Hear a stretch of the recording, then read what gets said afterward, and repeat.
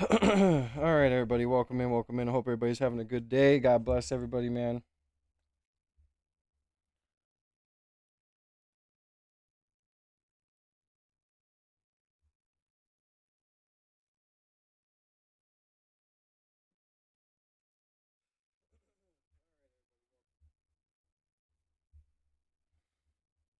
So, hope everybody's having a good day, man. God bless everybody.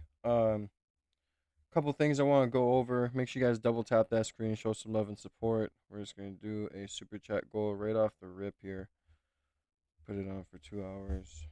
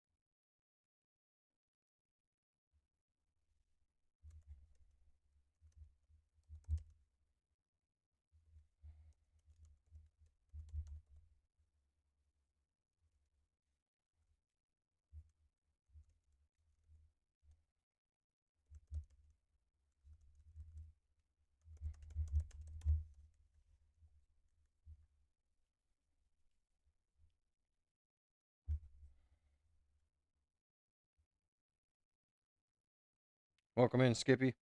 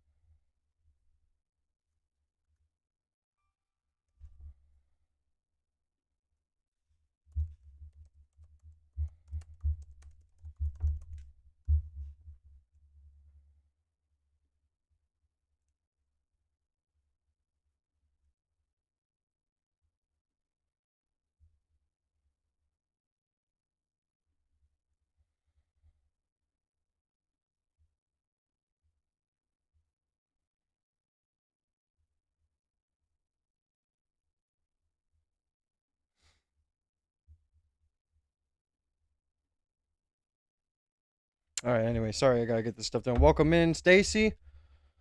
I hope everybody's having a good day. Sorry, I had to get everything going here. Guys are coming in quick. All right. So today we have, some stuff we're gonna go over. I got a problem. I got a bone to pick with Candace Owens.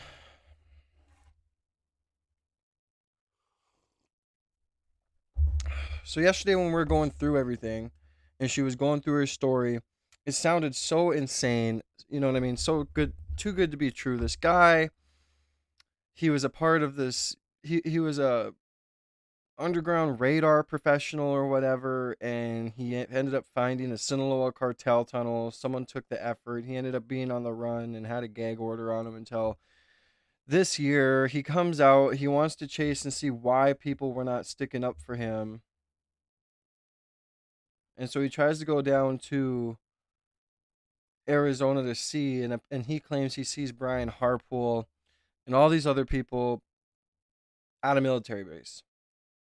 Now, if Valhalla VFT really goes through it and shows how she is a fool for believing this, I don't know if she's just believing every single tip that she's getting, like through her tip email, or what.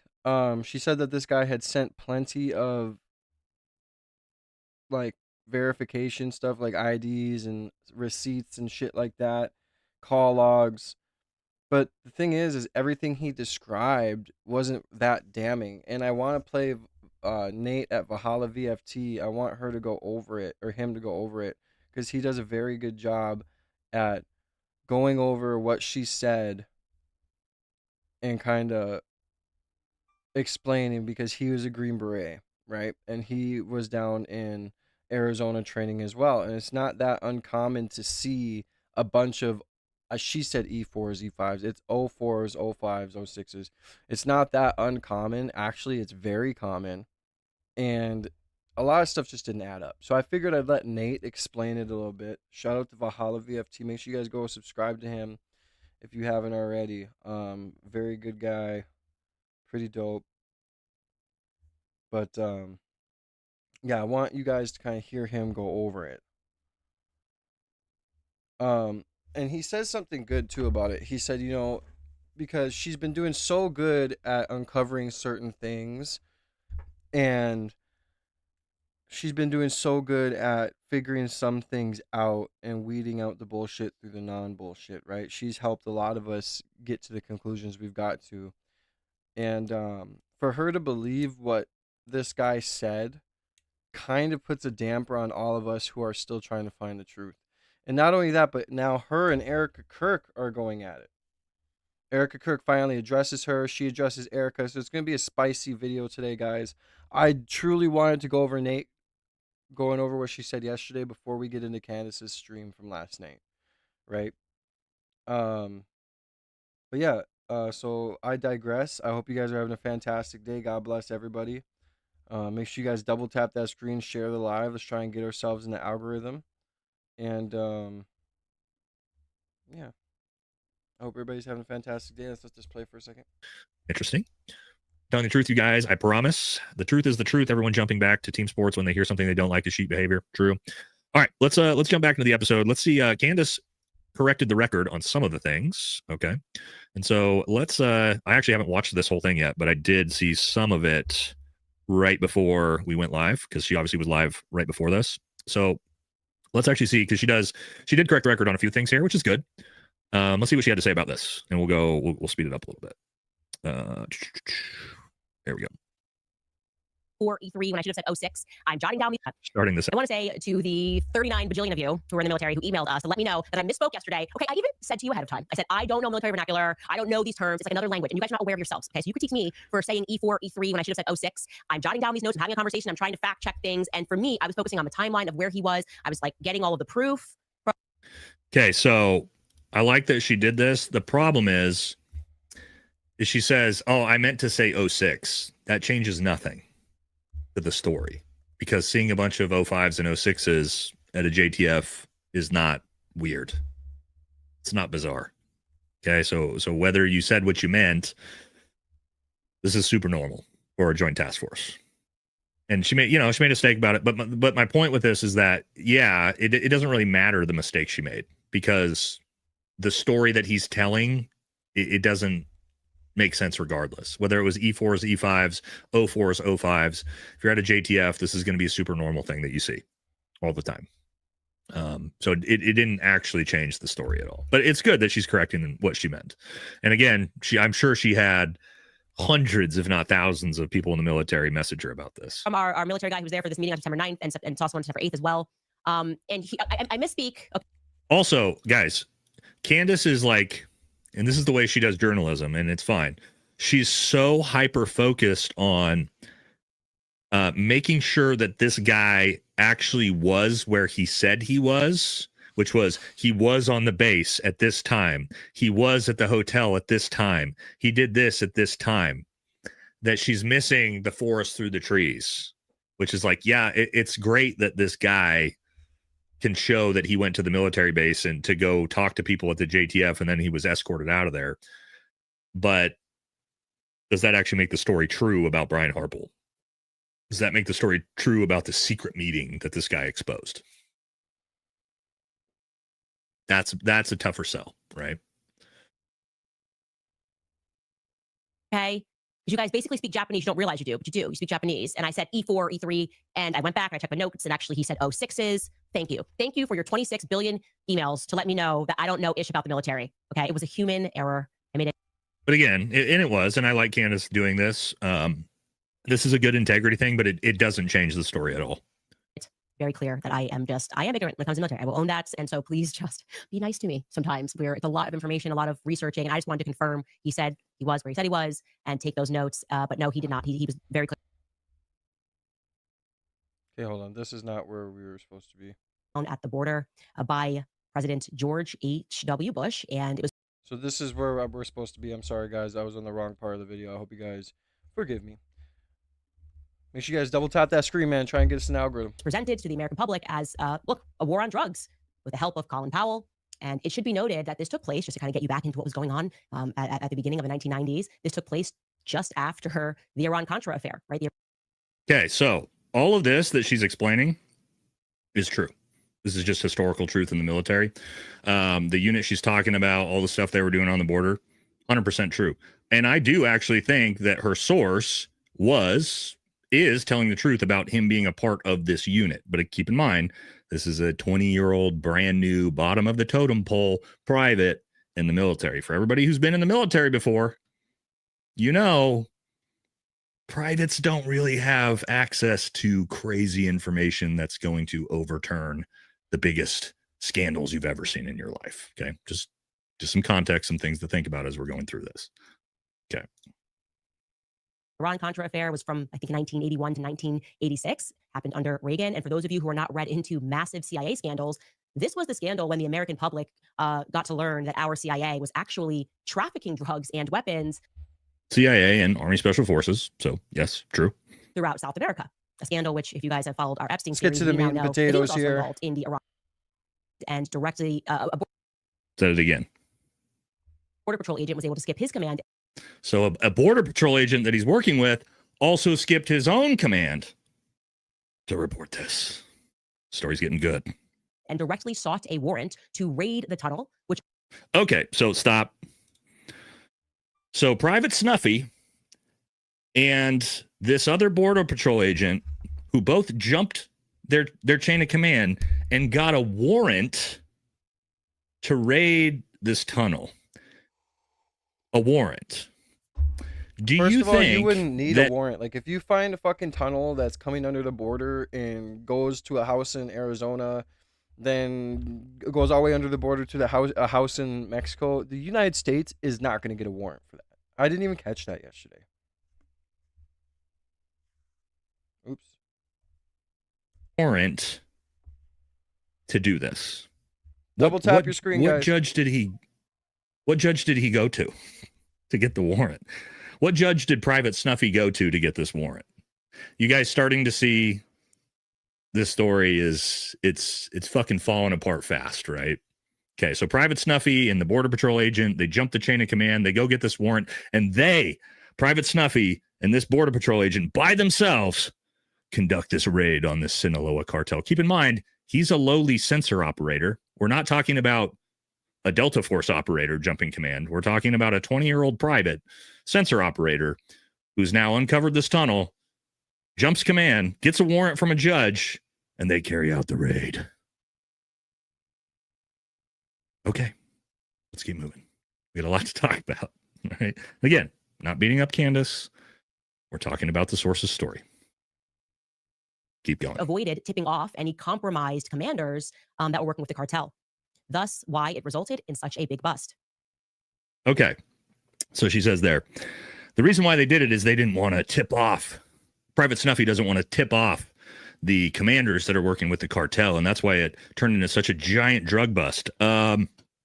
Let me tell you this, guys. You see this $1 million drug bust?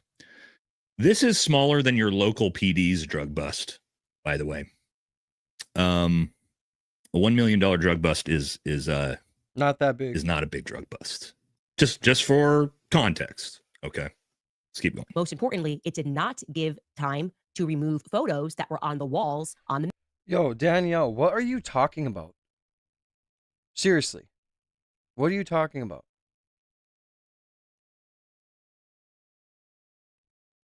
We're talking about a narco tunnel going under the border and things like that. They're not going to get a warrant for that. Mexican side. where our joint task commander, Double who was a tap that high screen, ranking guys. border patrol, was actually in the photos in that house, posing with El Chapo and Felipe, his architect. And there were other U.S. Marine officers and Mexican law enforcement officers and military that were in those photos. Okay, end quote. So just to be clear, he discovers this tunnel, somehow skips the chain of command. Now they find this massive tunnel, and oh wait, why are military commanders and high up people in the military in pictures with El Chapo? What's going on here?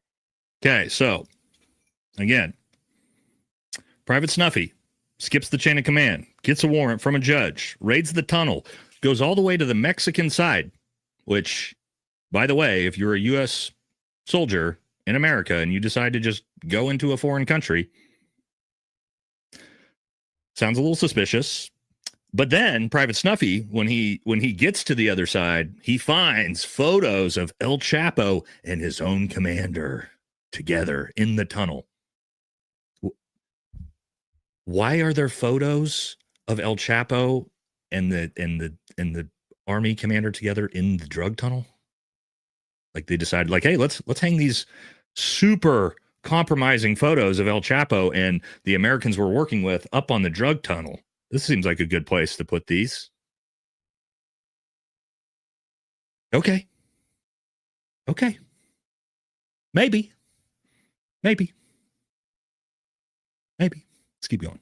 I'm going to pause here to let you see an old news clip regarding this explosive discovery that Harry made. The tunnel was called one of the most sophisticated drug smuggling schemes authorities have ever seen. Now, is this real? Yes. Did Private Snuffy discover this? We got our questions to ask. Using jackhammers and torches, federal agents broke into the concrete reinforced tunnel. Whoa, wait a second. Federal agents broke into the tunnel. I thought the Army did this. The Army doesn't have federal agents. So the reporting on that seems a little suspicious because the Border Patrol has federal agents. So is it Private Snuffy and the one Border Patrol agent? They dug their way in. They found this? Because again, he jumped the chain of command. He did this without his own chain of command even knowing about this, right? Okay. Maybe. Let's keep going.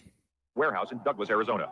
30 feet underground, agents walked for 100 yards through a 5-foot high tunnel. It took them under the Mexican border to a house in Agua Prieta. There, they found an air compressor. Hey guys, make sure you guys double tap that screen. Show some love and support, man. We're on the road to 10,000 subs. So make sure you hit that subscribe button. Double tap that screen. Show some love and support. Hope you guys are having a good day, man. It is Thursday.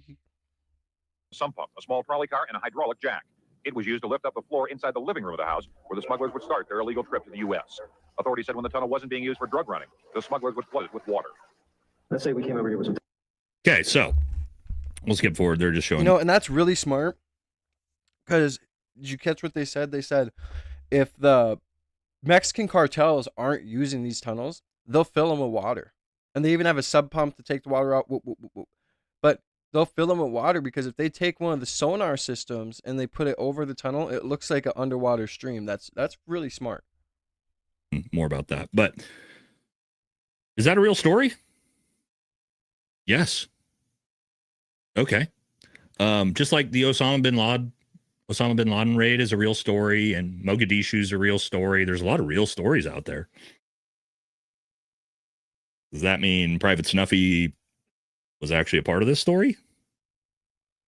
I don't know. I don't know if Private Snuffy is who led the charge on this. But again, maybe we just don't know enough yet. Okay? Keep moving. Of United States military men in that house. What happens next is predictable given what we now know. Harry's superiors take the credit for the bust, and he's going to continue what happens. I'm going to, again, quote him. Of course. Private Snuffy gets screwed over by command. and the commanders take all the credit for Private Snuffy's amazing work as, maybe we'll call him Private Jason Bourne here. But yes, unfortunately, the commanders take all the credit. Verbatim, quote, on the surface, I was given a small reward, an Army medal. I have the write-ups for those awards mentioning me and my critical role in this mission success. That said, U.S. Border Patrol members who... Okay, so you guys hear that? All right, this is important. Now, he says he's got an award that proves that his own command wrote him up for how important he was for mission success. Do I believe that? Yeah, that's probably true. Because for all of us that have ever been in the military, it's called like an AM, an Army Achievement Medal is probably what he got. I would bet. See if he could produce it. We give this to our privates for like anything we do, any mission we do, any operation we do, any training exercise we do.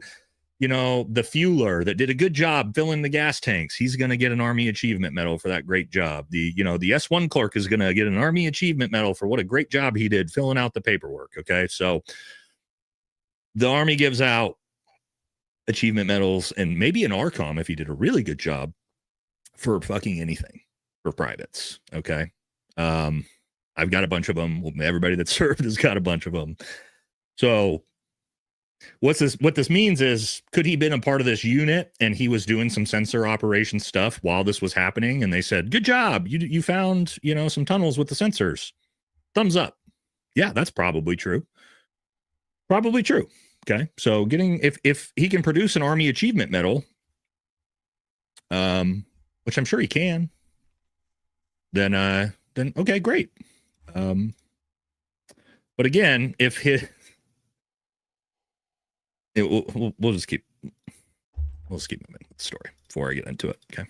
Recognized me as being the agent responsible for the bust, did not like seeing that I wasn't being appreciated more, and resented my higher ups for taking the credit for the discovery. Somehow, in the immediate days after the bust, prior to the United States side getting the photos from the Mexican authorities, my information was given to the cartels. In continuing the mission. Here we go. Okay, guys. We're going to get into are you guys ready? We're going to get into the Jason Bourne side of the story. It's about to get Jason Bourne in this bitch. Tom Clancy, eat your fucking heart out, because Private Snuffy, it's got the craziest story you've ever heard. Okay, so again, we got to keep where we're at. Private Snuffy, he finds the tunnels, he jumps the chain of command, gets a warrant, carries out the raid. The chain of command takes all the credit, and then what happens? The cartels get a hold of Private Snuffy's information. Yes, 20-year-old Private Snuffy. Yo, when you hear this guy like go over what Candace said yesterday or the day before yesterday, he completely makes the story seem not legit at all. And when I was listening to it, I thought it was pretty crazy and too good to be true, like, and wild. But you never know. Like, the world is so weird and crazy. You never know how things line up or how things are going to go. You never know if something like that could be true. But when I was listening to him talk, and he's a Green Beret, so I wanted to hear his side because he's very knowledgeable. Yeah. He makes this story look like ridiculous. Public enemy number one to the Sinaloa cartel. Sick. Let's find out what happens next.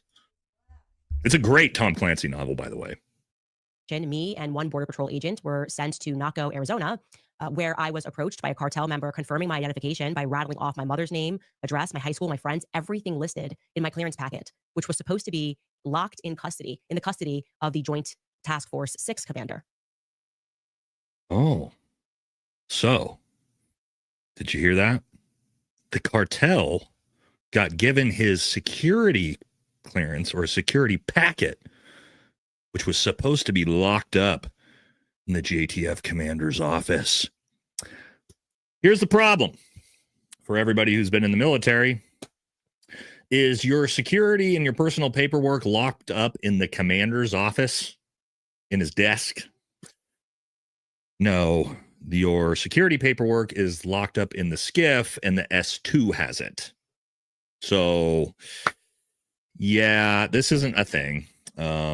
The colonel didn't have your security packet up in his desk and decide to give it to the cartel. Okay, that's not where it's kept. This is not a thing. Okay, and again, sorry, going balls and strikes. This is the military here, and everybody in the military knows this isn't how anything works. Okay, fantastic story. And guys, don't get me wrong, fantastic story. Okay, and we're gonna get into it because again, Private Snuffy, he gets there. The cartel knows exactly who he is. They're reading off his information because the commander gave it to the cartels. Let's keep moving. Oh my God. It's getting harrowing out here, boys. Whose picture was with El Chapo. The same commander who Private Snuffy found the picture of him and El Chapo together is now the one who's given the cartel his information. About to be discovered. We avoided being taken hostage. or shot, sneaking away and driving out of that little town. You hear that? Hey guys, everyone that's new to the stream, make sure you guys hit that subscribe button. We're on the road to 10,000 subs, man. We're almost to 9,000. Appreciate every single one of you guys. Since I was late being live yesterday, I went live early today at 9. Looks like we weren't in the algorithm too much, but now we are getting it and we're hitting it. So I see everybody who's pouring in here. Make sure you guys say what's up in the chat. Hit the double tap. Get those likes up. All you gotta do is hit your screen twice to get those likes up. Get those likes up for me, please. And hit the subscribe button. We're on the road to 10K, man. Most importantly, we're on the road to 100,000. We're trying to get that silver plaque. I hope everybody's having a good day. God bless you guys, and let's continue. If you guys are new to the stream, we're just reacting to Nate from Valhalla VFT go over what Candace Owens' story was with this whole guy who went down to Arizona and apparently seen Brian Harpole. So he has a very interesting take on it and kind of, breaks the whole story down and, makes it so it's not really believable anymore. Private Snuffy and the Border Patrol agent just barely managed to escape from the cartel without being kidnapped. Jesus Christ, it's Jason Bourne. This guy, Private Snuffy, is absolute savage. Escapes the cartel kidnapping, drives away while being shot at. Amazing. Amazing. Let's keep going. I was taken back to Fort Huachuca with the U.S. Border Patrol agent I was with, believing, since I was just a young 20-year-old, that I must have somehow compromised my own ID. The next day, I had a debrief with the Army Criminal Investigation Division and a prosecutor from Tucson, Arizona. A prosecutor? A prosecutor? Why would you have a meeting with a prosecutor to discuss your information being leaked to the cartel? And why was the prosecutor from Tucson? What? What does a prosecutor have to do with anything in this story? I don't know. This is what Candace is being told by her source. This isn't Candace making this up. Sorry if you guys hear loud noises outside. We have these big ass snow plows going by the house. So, yeah. Make sure you guys double tap that screen, man. Get those likes up. Let's try and hit 100 likes, man, before 10 o'clock. Got 27 minutes left. First, who's telling her this? Informing me of how my ID became compromised. Go I was grab told something. that I was then going to be put in witness protection. Okay, so Private Snuffy is so compromised, he's got to be put in witness protection. A military soldier, by the way. You're full of snow. This is so high level. It's gone so high. Snow, bro. Private Snuffy's got to be put in witness protection. Okay. Orders restricted me from any further work in counter narcotics from being You're stationed full on of or south of the border, and it snow, prevented me from working with Border Patrol. It was a band-aid while they prepared and got approval for me to be put into witness protection. Also, to protect me, the mission and the prosecutions, I was also put under an NDA gag order, which was dated out, look, it says 1990, to May of 2025. Of course, All wet. the NDA gag order that just so happened to conveniently end this year. Amazing. This is where it gets To good, prevent guys. me from mentioning this entire ordeal. This is where Nate really breaks it down and makes the whole story look dumb. Witness protection entrance never happened. The ball got dropped. I never got contacted for it. From what we uncovered, a deal was made with the compromised U.S. Border Patrol agent commander.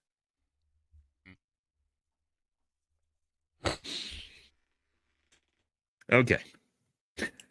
Are we keeping up with the story? So it turns out Private Snuffy doesn't enter witness protection because the evil commander. Oh, Poistrick, trust me, we're going to get into Erika. So this is how I wanted the stream to be laid out. I wanted to come on because yesterday we went over the crazy story that Candace's tip said. So we're going over this. Nate from Valhalla VFT kind of breaks it down and discredits a lot of the stuff, and I thought that'd be interesting to look at on stream. Then after, we're going to go on to Erika Kirk throwing blows at Candace Owens and Candace Owens throwing blows back. You know, this whole thing was very interesting because Candace Owens was taking, Erika Kirk kind of to heart and not really going after her too much and kind of just going after everybody else.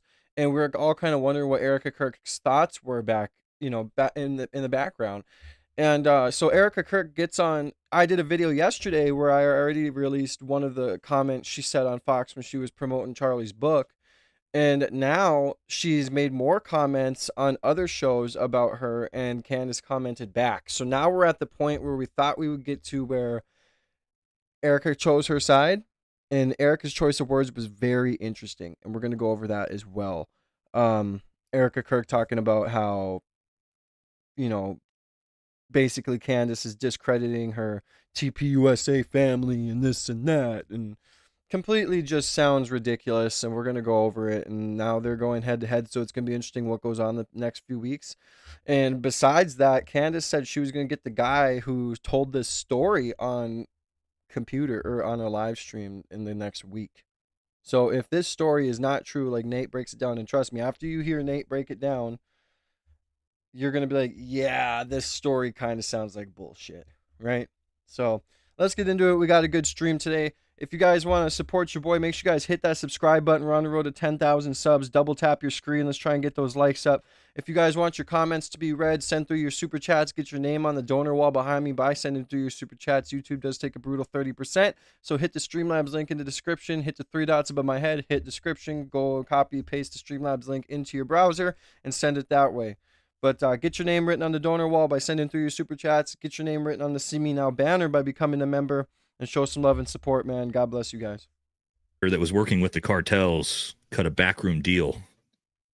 Stopped Private Snuffy from getting his witness protection. Okay.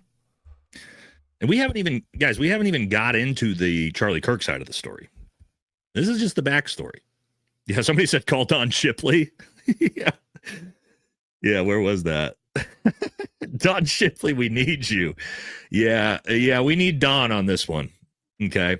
This dude is making Tim Kennedy. You guys should be proud of me, man, because I don't even really smoke cigarettes like that anymore. I used to smoke a lot on camera, and now off camera and on camera, I can't even smoke. I hate cigarettes now. It's just like my body rejects them. So you guys should be proud of me for that. Proud of myself. Look like Audie Murphy so far. Okay, so again, let's catch up to where we are, right? The quick recap. And again, I'm not trying to be a jerk and I'm not trying to be sarcastic, but the story it's a rough listen, right? I think, and I see you guys laughing in the comment section as well. And it's funny. Like it's a good story. Okay. It's a fun story. But somebody says Nate's losing sight of the big picture.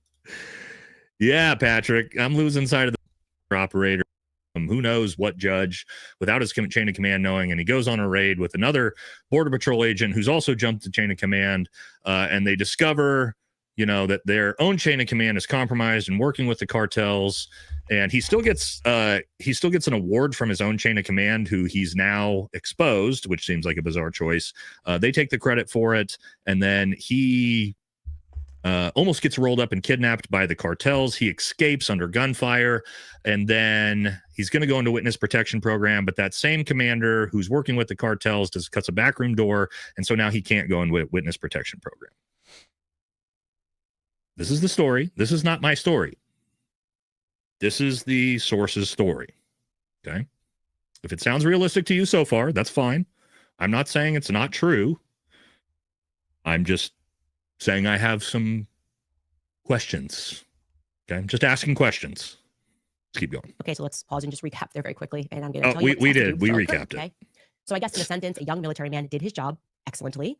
He accidentally stumbled upon, or actually, accidentally this is stumbled Candace's upon roll how up. the government was implicated, not in fighting the cartels, but working with the cartels. And suddenly he realizes after some time that the government then feeds him for somebody spitefully, perhaps his commander fed him to the cartels, and now he's on the run for his life. Okay, wait, there we go. We didn't even get to that part. So he doesn't get witness protection. Now he's on the run for his life. This is interesting to me. This is going to be important later. When Candace starts to talk about how he's produced his IDs. When we get later into the story about how he's just like walking onto military bases, he had to be retired. He's got to have a CAT card, military CAT card. You can't just walk onto a military base. So I'm assuming he's not on the run for his life. I'm assuming it's convoluted here that he stayed in the military, I'm guessing, and did a whole career and got a CAT card. Or if not, the next part of the story, I'm not really sure how this whole thing works. But again, at this point, Private Snuffy's on the run for his life. Okay. What happens over the course of the next 35 years is he's hacked. He says that he goes through abusive litigation. He is harassed. He says there are narco attorneys that attack his credits. He has police records, by the way, for all of this. He has presented evidence for this. But throughout a certain point in time, these police records were virtually disappeared. He had been reporting that. Did you hear that? He's got police records for all of it, but all those police records have disappeared.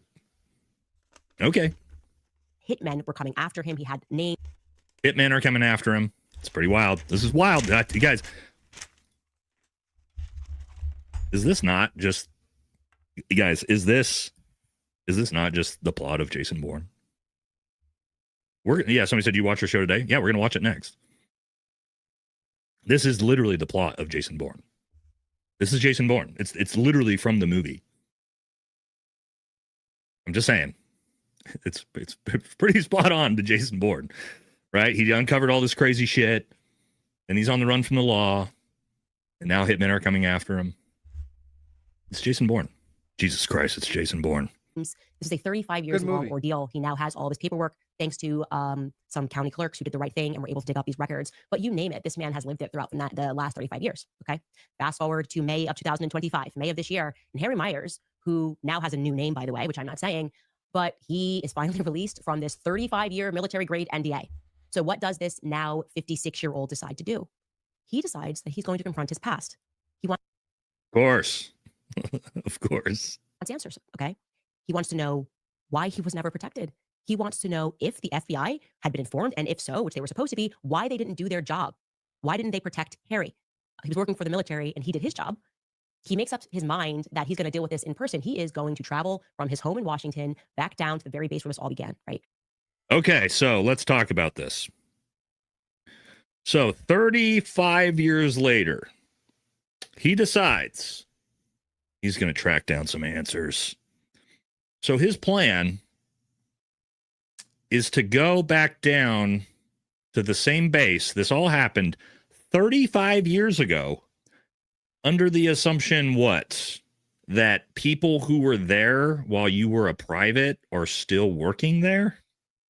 What exactly do we think we're going to find going back to a military base 35 years later? I'm not sure. It seems like an odd plan. I don't know, but you know, it is what it is. To Fort Huachuca, in Arizona. He's going to revisit the past. He's going to get these answers. He books himself to stay in a hotel on the base, a military hotel. How does he book himself a hotel on base? How does he get on base? He's 55. This is where it gets really good, guys. Pay attention. 5 years old. Is he retired? Does he have a cat card? If he's retired, that means he was in the military for 20 years, which means he wasn't on the run and none of this stuff happened to him. If he's not retired. See, when we listen to this too, like when we listen to her explain this story, like we all kind of, well, I guess maybe I'm the only one. I don't know how everybody else felt, but I believed it just a little bit because you never know how crazy the world is and how things can turn out. But when I listened to Nate go over it, it was like, yeah, I see where he's coming from. Now he's about to explain how this guy booked a hotel, seen a guy, knew he was Green Beret or Special Forces, and whatnot, and left with someone. Like, he breaks down it all and makes it seem like, oh, none of this that he's saying or that she's making it seem like it's a big deal. None of it is. How did he book the hotel? How did he get on base? Does he have an escort? Who's the escort? These are just questions I'm wondering about because the story doesn't make a whole lot of objective sense for anybody who's ever been in the military. Known as Candlewood Suites. So I give credit. Yes, Candlewood Suites. There's a Candlewood Suites hotel on most military bases. So maybe there's some credibility here. And this is on the evening of September 8th. I want you to remember that, okay? It's crazy to believe, though, that a guy would email Candace on her tip line and make up this elaborate story with some facts and some like falsehood. Can't believe it, but possibly can believe it. Like, it's crazy that someone would take the time to do that, but I'm not surprised because there's hundreds of thousands of people that I'm sure are emailing her. He has been so thorough. He has sent me timestamps, bookings, reservations, went through his call logs. I was like, I want you to pinpoint when everything happened. So he gets to the Candlewood Suites at approximately on September 8th, 5:37 p.m., checks into the hotel. And you can imagine he's a person that pays a lot of attention to his surroundings, right? When the cartels are after you and your family and you are Yeah, man. Yeah, the Sinaloa cartel has been after you and your family for 35 years because of the tunnel you found. I'm sure. But now he's on the base. He's at the Candlewood Suites. And we're going to get into the special forces side of things here pretty quick. compelled to change your name, you pay attention to your surroundings to see if anybody looks shady. What he notices is somebody who is special forces in the lobby. He said, you just know when you're dealing with a special forces guy, and he is in the lobby, and a young. Okay. Skippy. Yeah, for real. Whoever sent this email is a really high level troll. Yeah, man, it's elaborate. Takes a lot of time to think about it. But if he did produce like some sort of receipts with it, it's like, yeah, I don't know. A lot of it just doesn't make sense. But if he produced receipts, it's like, well, did he make up some and some of it's the truth, or? Hold on a second. Let me grab some things. Maybe we need some props to show people how this stuff works. Somebody said redo the vote. The reason why we did the vote at the start of the show was so that we can do a vote at the end of the show. Let me grab some fun little things here. Okay. So he says he's at the Candlewood Suites. He's in Southern Arizona, Fort Huachuca. Oh my God. He sees a special forces guy there. And what's he say? You just know him when you see him. Okay. Let's talk about that. Did I explain the difference between special forces and special operations already? The way you know if you're looking at a special forces guy is not. Oh, I didn't explain it. Okay. So special force, and this is the problem, right? When you're dealing with stolen valor and people who are making up stories, they often say special forces. They're just assuming special forces means like everything. Navy SEALs, Rangers, Green Berets. No, there is only one special forces, and that is Army Special Forces, the Green Berets. Green Berets, Special Forces. That's it. Everything else is special operations, Navy SEALs, MARSOC, Rangers, SEAL Team 6, go down the line. Special operations. There is only one. Special Forces. U.S. Army Special Forces. The Green Berets. So, if you're saying just know a Special Forces guy when you see one, no, you don't. Because tons of people in the military are big, jacked, tattoos.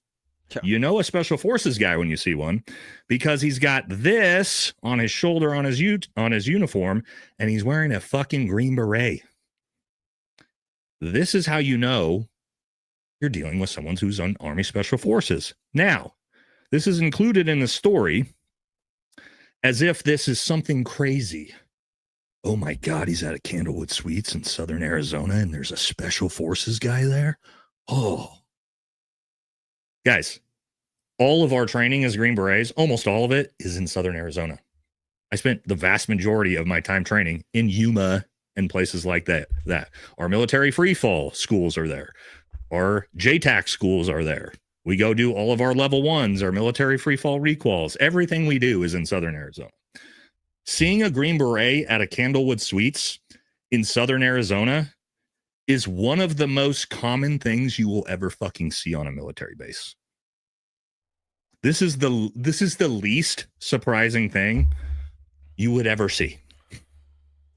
So I want you guys to understand that, because the source is telling you this like, oh, this is crazy. There's this Army Special Forces or this Special Forces guy, and you just know him when you see him. What's he doing here? This is wild.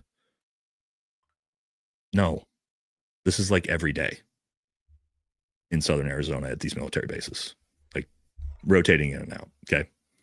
Super fucking normal. One of the most normal things you'll ever see. Okay. Let's keep moving. Woman comes down thereafter. That young woman, who at the time he did not recognize, is with him. Why would he recognize a young woman that just walked from downstairs? He's at a fucking hotel. Okay. They kind of fluff around in the lobby while he's checking in. He's on the phone with his wife. And thereafter, the two of them get into a green pickup truck. They drive off. Okay. Yeah, I'm not gonna lie. Re-listening to this after like going over everything last night again, listening to it and listening to this guy's perspective, listening to this. Yeah, it sounds a little ridiculous. I'm not gonna lie. I'm gonna go fill my coffee. I'll let this play quick. Yeah. Okay. So a Green Beret drives off with another person in the morning from a Candlewood Suites in a truck. Like, I don't know how this is like riveting, crazy stories. Like, it's just. Anyway, it just to me, this is crazy that this is even somehow put in here as like this is a whoa.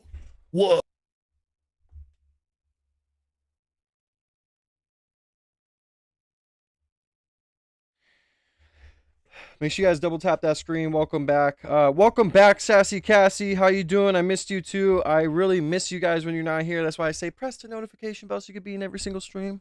Because I miss your face. I miss your face when you're not here.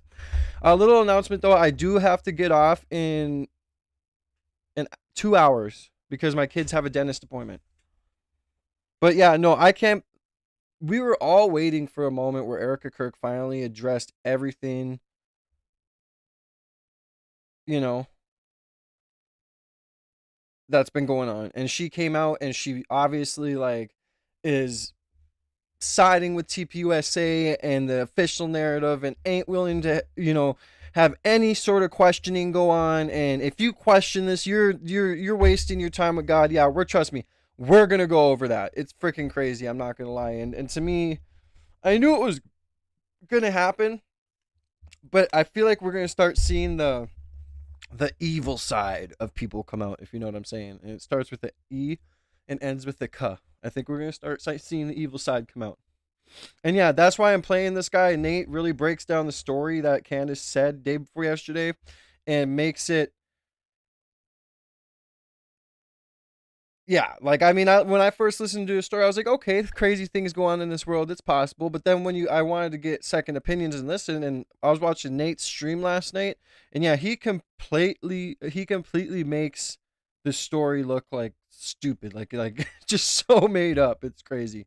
But yeah, we're gonna watch this, and then we're gonna get into what Erika said and what Candace said because it's gonna start getting spicy this week. Oh.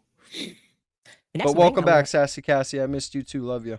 September 9th, he wakes up at around 5:30 a.m. in the morning because he wants to see the sunrise. He says that he then fails at finding the Army Criminal Investigations Department. So he drives off base, just a little ways off base to get some coffee in Sierra Vista. So he just drives off base by himself? How does he get back on base? Where's his cat card? Is he retired? Is he not retired? How is he doing this? I'm just wondering. Because apparently he was on the run from the law and the cartel his entire life. So again, very, very bizarre. While getting that coffee, he runs into some soldiers. Again, this is just all God at this point, who happen to be wearing 10th Mountain Division patches. And he's like, that's my old unit. What's going on here? Like that, he thinks his unit's gone. Nothing's going on with this unit for a long time. He thinks 10th Mountain is gone. He thinks 10th Mountain doesn't exist anymore. This isn't crazy. 10th Mountain is an infantry unit. Pretty sure 10th Mountain is also deployed down by the border. 10th Mountain. This is like seeing troops are like, oh my God, 82nd Airborne guys are here on a military base.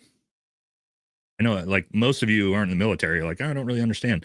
Everybody that was in the Army is just like, okay. There's infantrymen here getting coffee right outside the base. Whoa, this is crazy. This is the craziest thing ever. For everybody who's in the military, you're like, oh, okay, this is like the most normal thing that you'll see every single day outside a military base. Crazy. Private. It's been torn apart. I don't know what the military expression is for that. He strikes up a conversation with these young guys, and they tell him, oh, no. The old Joint Task Force 6 is now being continued, and it's known as JTF, Joint Task Force Southern Border. Now, for those of you who are like me who don't know, like, literally what it sounds like, Joint Task Force, meaning like you can get the Army, Navy, everybody kind of working together on something. And they're like, yeah, it's now JTF Southern Border. And they give him directions of how he can actually get to the new command center. They tell them that they're actually currently borrowing a building down there. This is important for the next episode today. Keep in mind, random infantry privates know where this place is on base. It's not a secret at all. Random 10th Mount. Yeah, Pumpkin, you're especially right. I mean, he's just, Candace gets probably hundreds of thousands of tips through her tip line, and she's very passionate. So I'm sure she's seen this one. She went down the rabbit hole with the guy. She seemed believable to her because she's not too knowledgeable in the military stuff and other things, and it did seem compelling and believable.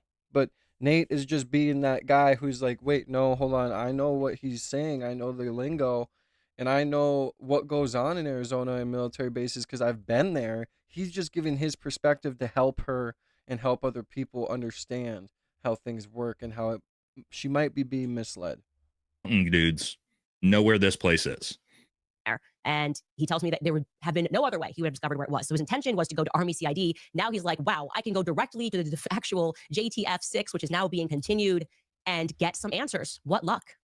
It is now around 7:37 a.m. when he enters the new or temporary JTF headquarters, and he sees two guys, and he's pretty impressed. He's like, whoa, these are, again, military term, E4, E5s. He told me that means that they're lieutenant colonels, and they are the ones that are checking him in. Okay, so we know, all right, Candace already knows, okay, she got destroyed for this, right? She saw a bunch of E4s and E5s, or he saw a bunch of E4s, E5s, Lieutenant. We're going to play another like 10 minutes of this video, then we're going to get off this video and on to the last, or what Erika, Kirk, and Candace Owen said to each other. Colonels. Yes, those are specialists. Those are not, it's not colonels, right? If we look at the ranks here, this is right here, specialist and E4, just above a private. Which is exactly, by the way, this is exactly what you would expect when you walk into a unit and he's at the staff duty desk, by the way, a couple of specialists who are working there. What Candace tried to correct herself and say was, no, he said a bunch of 06s.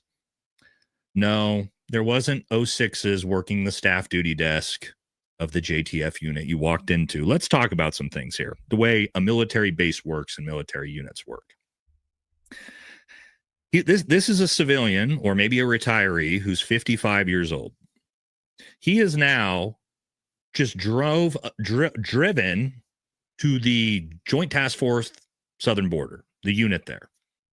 He has just, no one knows who he is. He has just randomly at 7:40 in the morning walked into their unit. First thing he would see is the staff duty desk sitting right in front of him. Two, most likely specialists, would say, hey, how can I help you? Who are you? Why are you here? You're not in a military uniform. We've never seen you before. This is very weird. Civilians should not just be walking in to our unit. This does not happen on a military base. Okay? That's not... You could do it, but you would definitely be stopped at the staff duty desk. You would not be allowed to just wander around the Joint Task Force, by the way. Okay. Just some things to think about as we move forward in the story. Oh, whoops. What's that at? There we go. Okay, let's keep going. He happens to walk in at the exact time that they are concluding a meeting, and he is kind of even more impressed because... So, I'm sorry I have to stop it so much.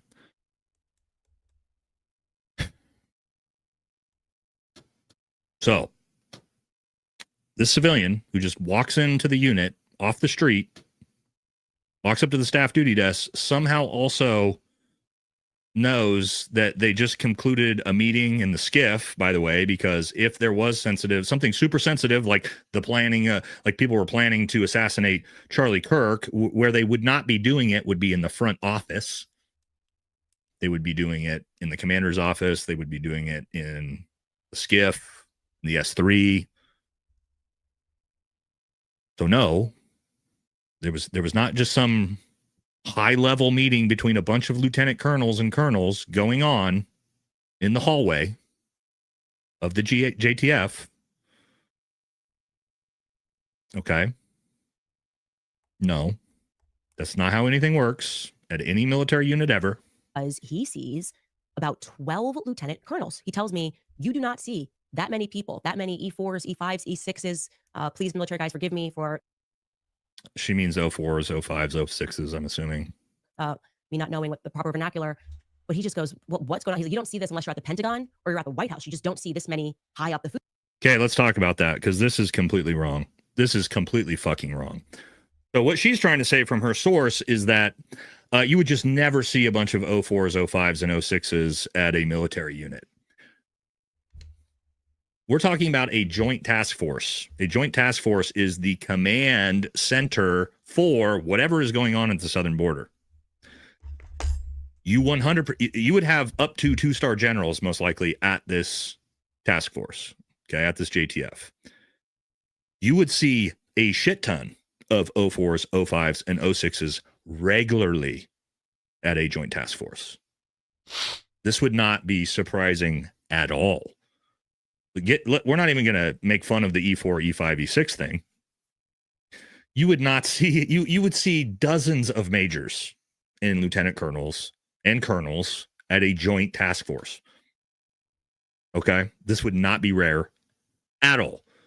And that's very, very important because this story is being drummed up as this is this crazy meeting that nobody, like, how did he find this meeting at this moment? Oh my God, all these 04s and 05s. This is insane.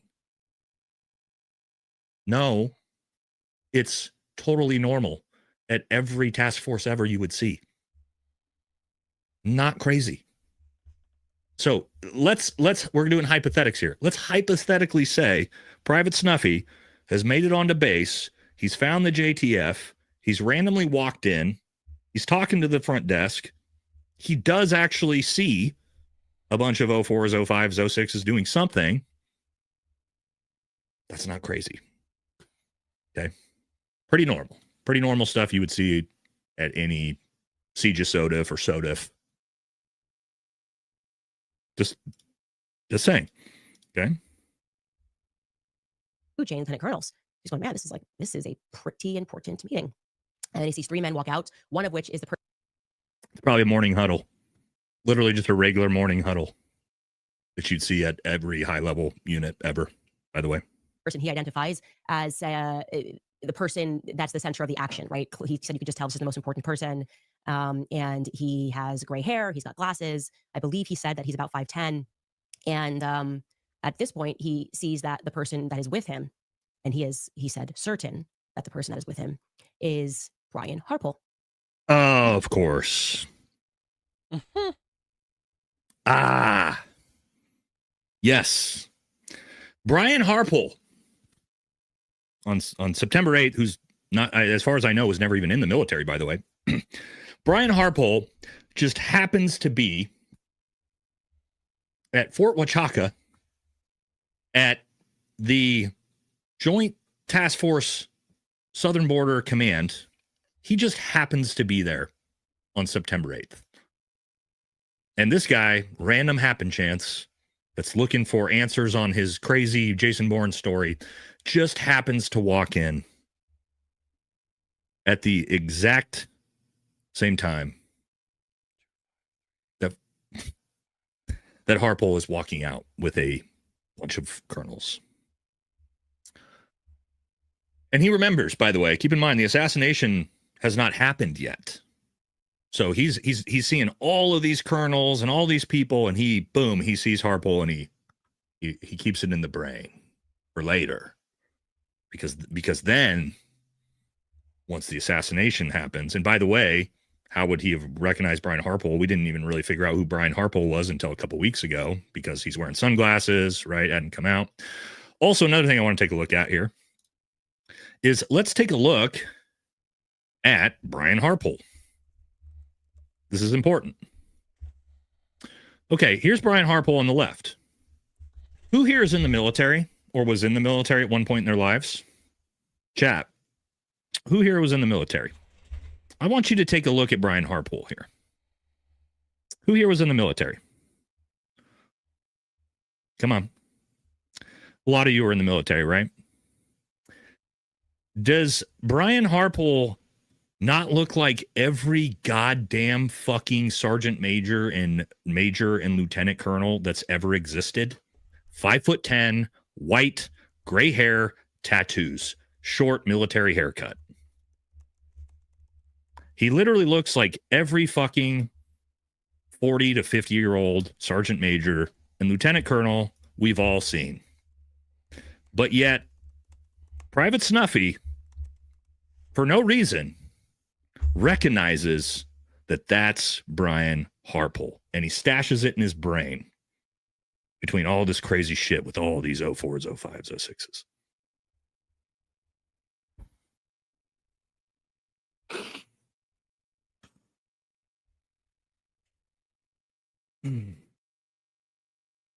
I'm trying to be nice.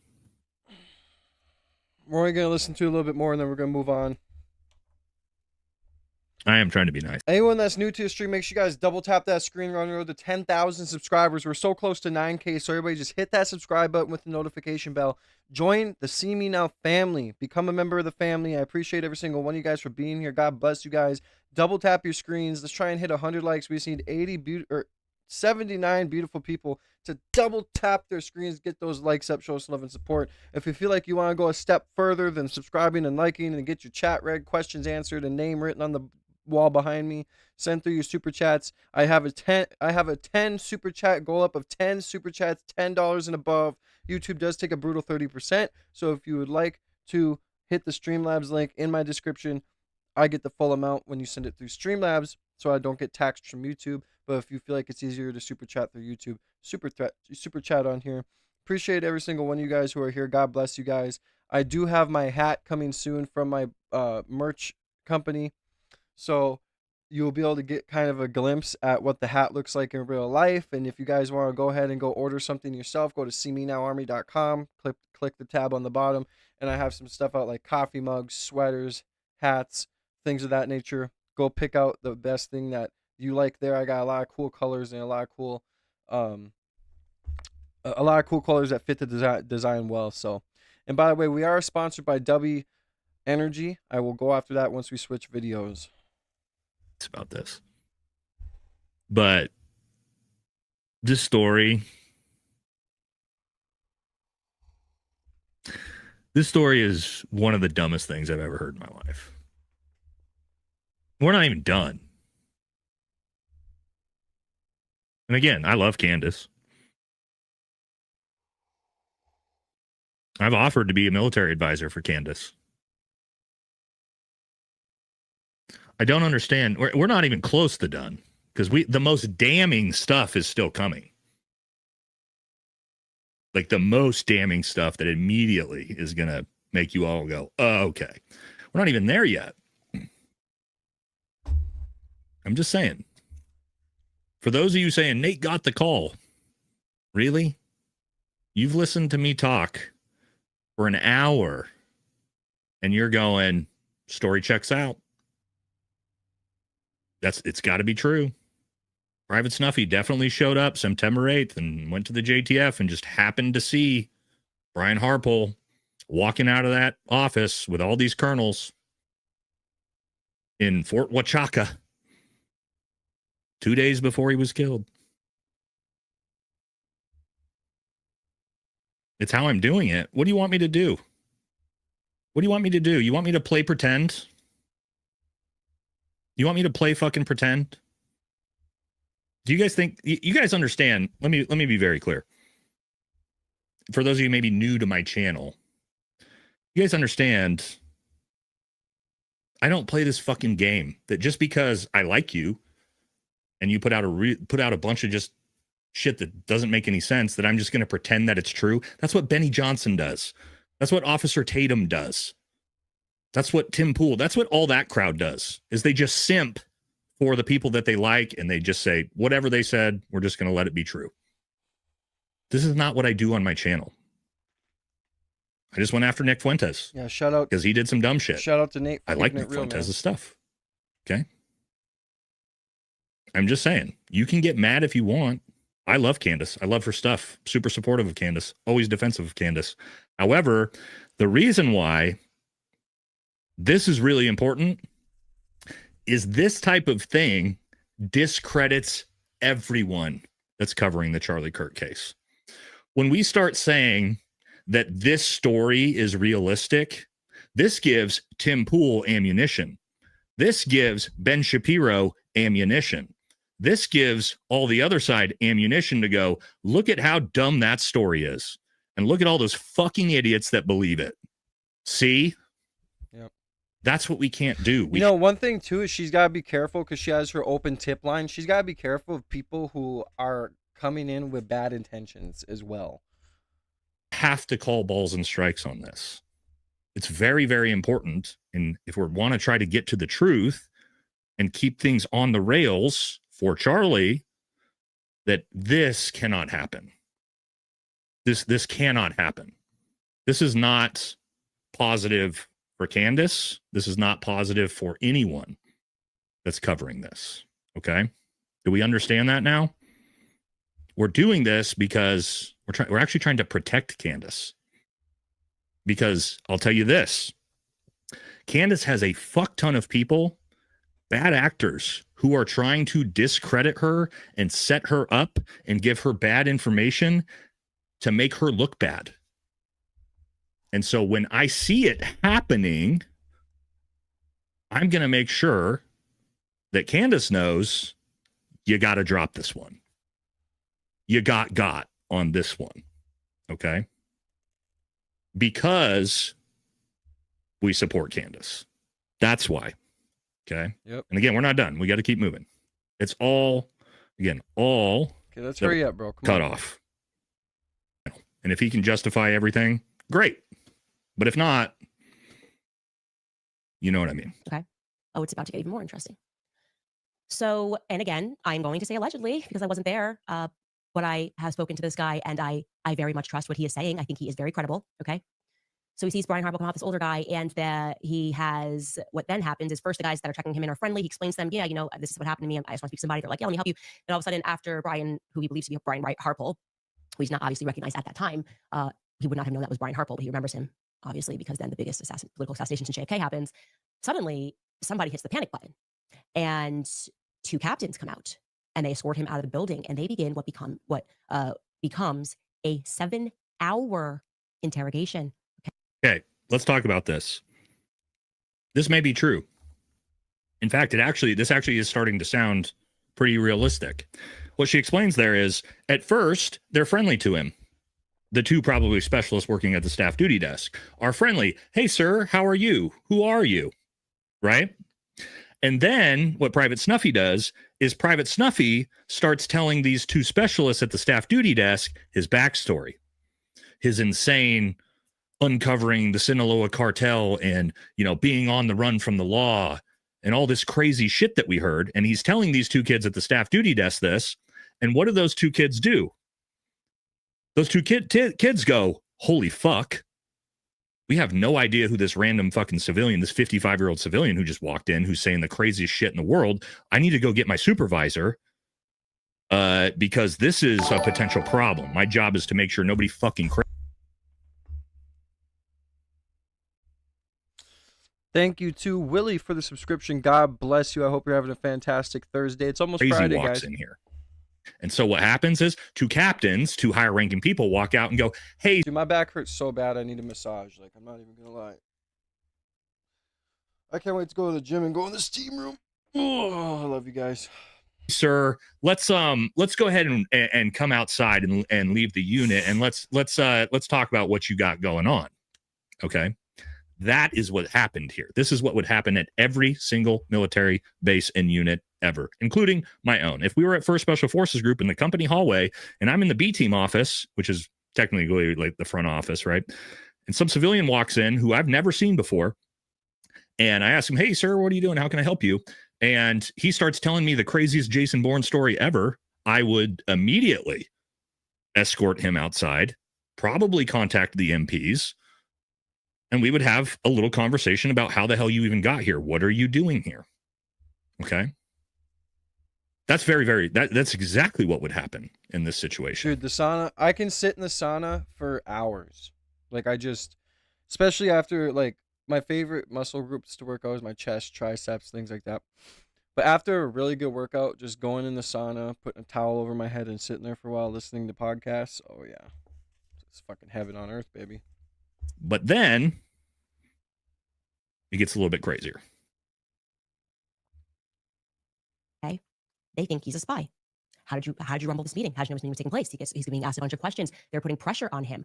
They're gaslighting him. I actually want to, if you give me a second, I want to read exactly what he messaged me about what took place. Okay, we're going to slow it down because we're going to get past this part and then we're getting off. I just wanted you guys to kind of see how he's breaking down this story and making it seem like it's not credible. This is the moment that tells me, and once I explain it is going to show all of you the big problem with this story and this source. Okay, so I want to make sure we actually get it here. This is verbatim. This is verbatim. She's reading the text. It's incredible. It's actually just incredible how he describes what their strategy here of attempting to gaslight him into believing that he was a spy or that he was working for somebody. And he's like, no, I'm just here over an incident that happened 35. By the way, guys, make sure you guys double tap that screen, hit the subscribe button. We're on the road to 10,000 subs. I appreciate everybody for being here and showing love and support. If you guys want to get your name written on the donor wall and let alone support your boy throughout his journey of chasing his dreams and get to 100,000 subs, send through your super chats. I do have a goal of 10 super chats, $10 and above. If you don't want YouTube to tax me 30%, then you can go ahead and send it through Streamlabs. I appreciate all your support. It helps me go a long way through upgrading the studio. As you guys know, my AI camera got broken through a freaking leak in the wall, and I barely even got to use it for a month or two. So I'm mad about that. But anyways, it is what it is. We continue on because we're strong. Let's go. I love you guys. I got the best community on YouTube. I'll stand by that. Years ago, I'm trying to get answers regarding it, and they're putting pressure on him. I'm going to write this verbatim. Verbatim. He says he's being interrogated. He is, quote, being accused of being a bomb threat because I was special forces in the military, EOD in the military. Okay, there it was. She read this verbatim off a text. Where's my army boys at? Who just caught the big fucking whoopsie? The big stolen valor whoopsie. I know. And trust me, I'm going to explain it to all the non-military. All the army boys in the chat went, oh, okay. So he says, these captains think I'm a bomb threat because I was Special Forces EOD. Oh, and see all the EOD Special Forces. Look at the chat. Like, see it? The chat got it immediately, right? The chat, look, and we got military boys. So army boy in the chat right here immediately. Every army boy in the chat went, whoa, stolen. All the stolen valor bells went bing, ding, ding, ding, ding, ding, ding, ding, ding, ding, ding, ding, ding, ding, ding. Oh, we know this guy. We know this story. The Special Forces EOD tech. Let me explain it for all the non-military, non-army in the chat. There's no such thing as a Special Forces EOD tech. It doesn't exist. There's no EOD tech Green Beret. Those are two completely separate MOSs. You got Army Special Forces, 18 series, Green Beret. You got EOD tech, completely different completely different MOS, completely different unit. There is no Special Forces EOD. So that's, to me, the second I saw that one. You know, the moment that he said, too, that would be, he said, I offered to be a military advisor for Candace Owens. Dude, if Nate became military advisor for Candace Owens, especially now when there's a threat against her life, that'd be pretty interesting to see. Gotcha, sir. Because now, and again, that's a text message that she read off. Now I know you're lying about what you did in the military. Not only that, we need to go back because again, he's saying, again, Nate's Special Forces. You're claiming to be what I am. This is the expert on it. And not only that, all the army boys in the chat already know. Not only that, but let's take it back. What did he say he did in the military, in the army? He was a lowly sensor technician at the start of the story, right? He was 20 years old when all of this happened and he had to go on the run from the law. Sassy Cassie, what do you mean? So what about this? For those of you who don't know, typically only people in Special Forces would know this. You got to be 21 years old to even go to the Special Forces Assessment and Selection and the qualification course. Only that, It takes 2 years at a minimum to make it through the training. There's no such thing as a 20-year-old Special Forces EOD tech. It doesn't exist, ladies and gentlemen. Welcome in, Brody. This is the death nail in the source. And again, I was gonna say, hey, maybe Candace didn't know what he actually meant. The problem is she held the phone up. She said verbatim from him, Special Forces EOD. Wait, somebody's telling me I'm incorrect. I'm incorrect. Look at this woman. This woman, keep in mind, guys. Stop. We got to stop to roast you. Hold on. We got to stop to roast her. This woman. This is like all the bots that come in the chat and just want to disagree with you no matter what topic you're on. Like, you could completely switch to their way of thinking, and then all of a sudden they'll still say you're wrong. Like, you never know if there's bots anymore. That's the crazy thing about streaming, is now that we know that there are specific farms that farm bots and target certain people who cover certain topics, it's very hard to tell who's real and who's not. Is telling Nate, a Green Beret. And I agree, Sassy. He doesn't know how. And let's give some context. Nate, a Green Beret, whose dad was also a Green Beret. So rules have changed over the years. Have they? Because Nate's dad was a Green Beret in Special Forces as well. Nate doesn't know the rules to Army Special Forces? Old Patriot for all here? You sure? You sure this is where we want to go with the conversation? Nate doesn't know what he's talking about with Special Forces? Are you sure? Anyway, guys, this is my point. There's no such thing as Special Forces EOD. Okay? And the fact that she read it verbatim, word for word from what he sent her, and this is what really bothers me from a journalistic standpoint for Candace. That text message by itself, if you really wanted, excuse me, and I'm actually going to criticize Candace a little bit for this. If you really wanted to do journalistic integrity work on this story, why would you not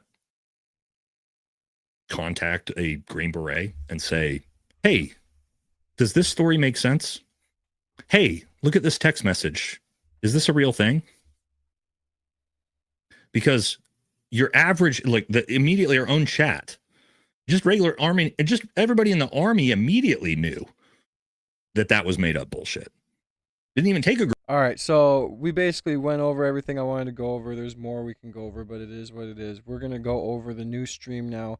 So we got to go over, welcome in, Scott. We got to go over Nate basically discrediting the guy who was telling Candace this story about him finding this cartel tunnel with a sonar thing going above ranks and getting it raided, and then the cartel got his information and he had a gag order on him for 25 years or 30 years, and he ended up going back down to Arizona a few days before Charlie got shot, and then the moment Charlie got shot, or like a day before Charlie got shot and he was in Asia or whatever, he seen Brian Harpool meeting with military officials. Like, this is all alleged, this is what he said, and Valhalla VFT went through it, broke it down, basically took all the legs out from under the story and made it so it sounds completely and is completely incredible. So make sure you guys double tap that screen. I'm gonna go to the bathroom real quick, then we're gonna get it into Candace's stream. Candace and Erika are going head to head, and it's gonna be very spicy this week and next week to see what goes on. If they sat down together, it would break the internet. Like, if Candace and Erika sat down next to each other and debated or talked about the topic and went through it, it would fucking get spicy, man. Anyway, I'm gonna go to the bathroom real quick. Make sure you guys double tap that screen. Let's try and get to 100 likes. We just need 64 more beautiful people. Double tap that screen. We'll be at 100 likes. I'm going to go potty real quick, and then we're going to get into this.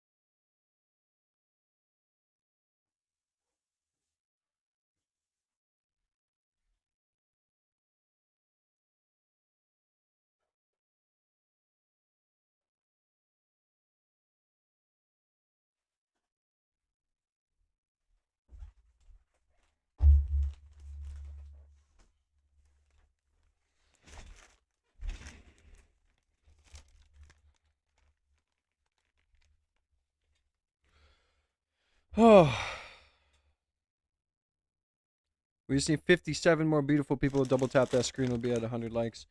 Appreciate everybody for being here, man. You guys are awesome.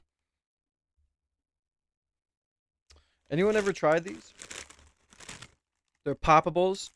Sea salt. So freaking delicious. They're so good. Healthy little snack.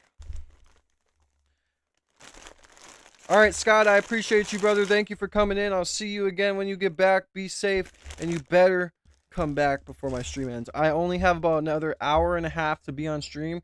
My kids have a dentist appointment at 12:30, so I'm going to have to get off around noon.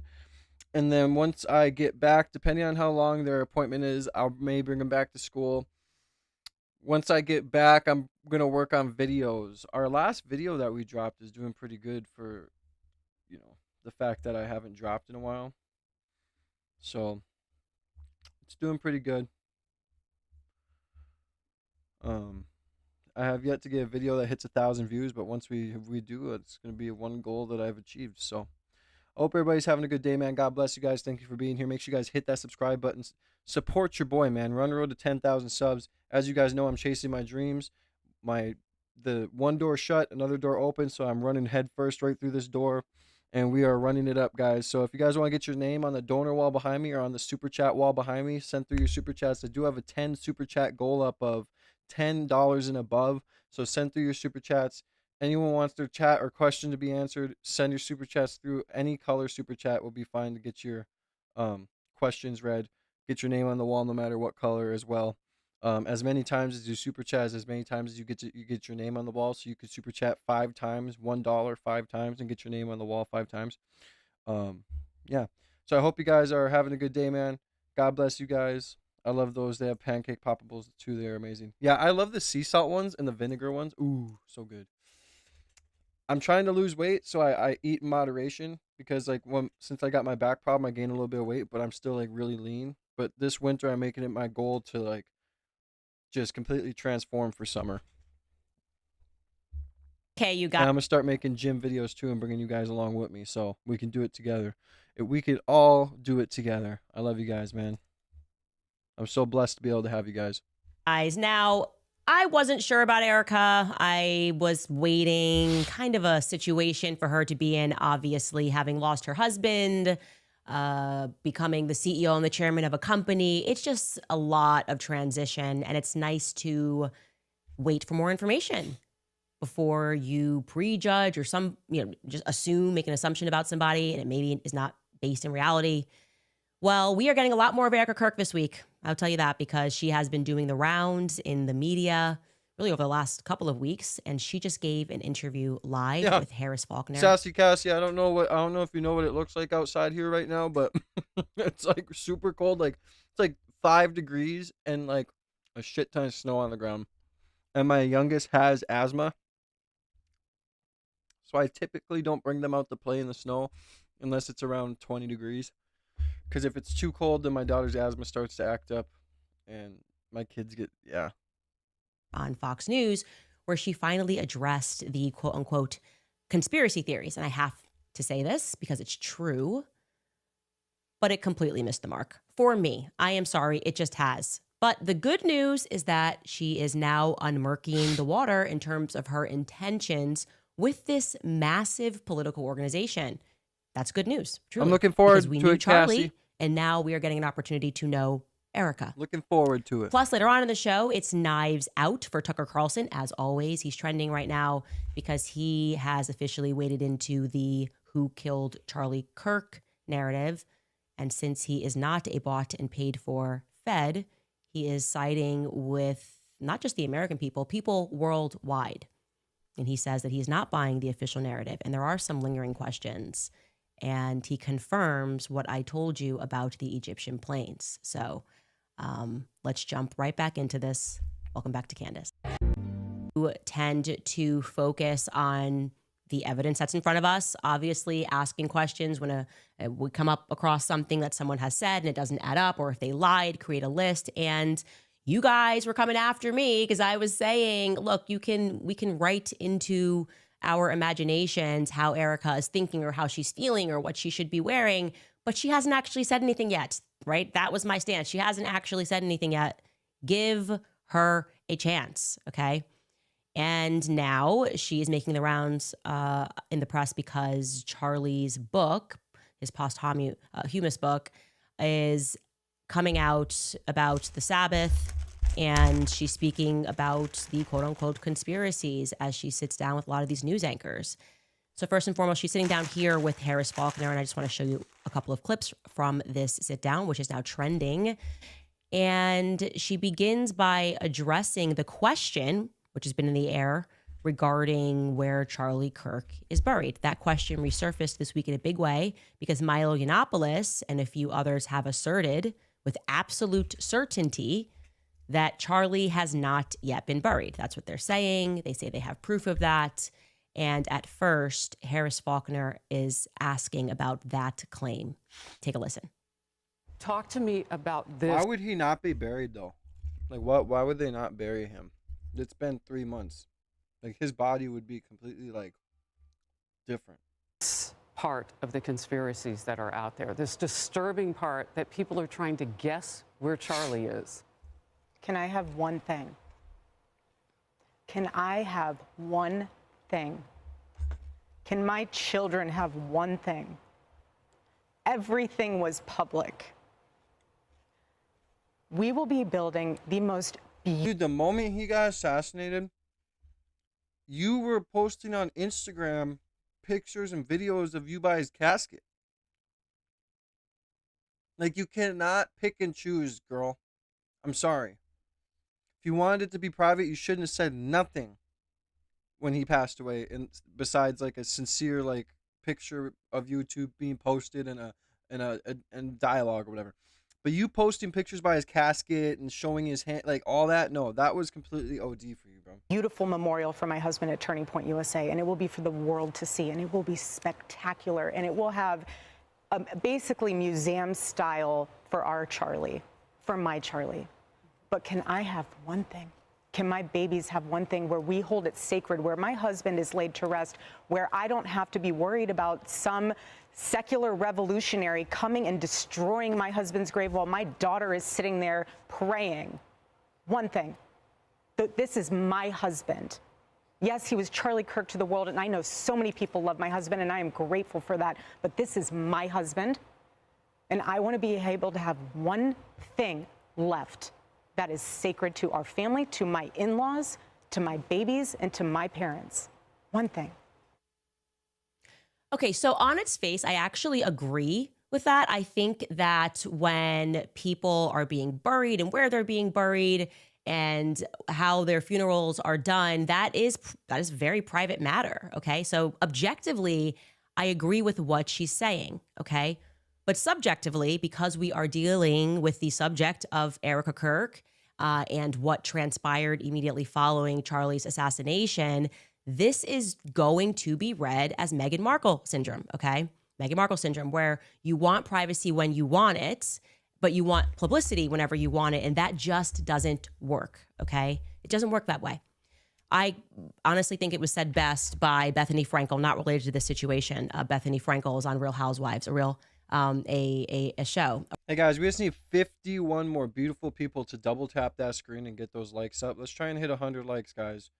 We've been live for about an hour and a half. Let's try and hit 100 likes, y'all. We just need 50 more people to double tap that screen and show some love and support, y'all. A reality show. And she was referring to one of the housewives who lived her life very publicly, showcased her marriage, was buying tons of Louis Vuitton bags, and they had tons of money. And then when their relationship soured, the housewife basically asked the public for privacy. And Bethany was like, no, this isn't how it works. Like, we were riding with you on the way up. We're riding with you on the way out. You don't get to like pick and choose when you want privacy and when you don't want privacy. And subjectively, as it, in the matter of Erika Kirk, this is the same person who had somebody record her over Charlie Kirk's casket. That was not our business, truly. And I can say that decision was made by her. Yeah, when that happened, that was just crazy to me. I'm not going to lie, you guys, like... It's like, what makes you want to do that? Like, what... I don't know. And I've seen other people too. Like, it's not just her. Like, I've seen people in my town or other people I know take pictures of caskets and stuff like that. And it's like, what makes you want to do that? Right?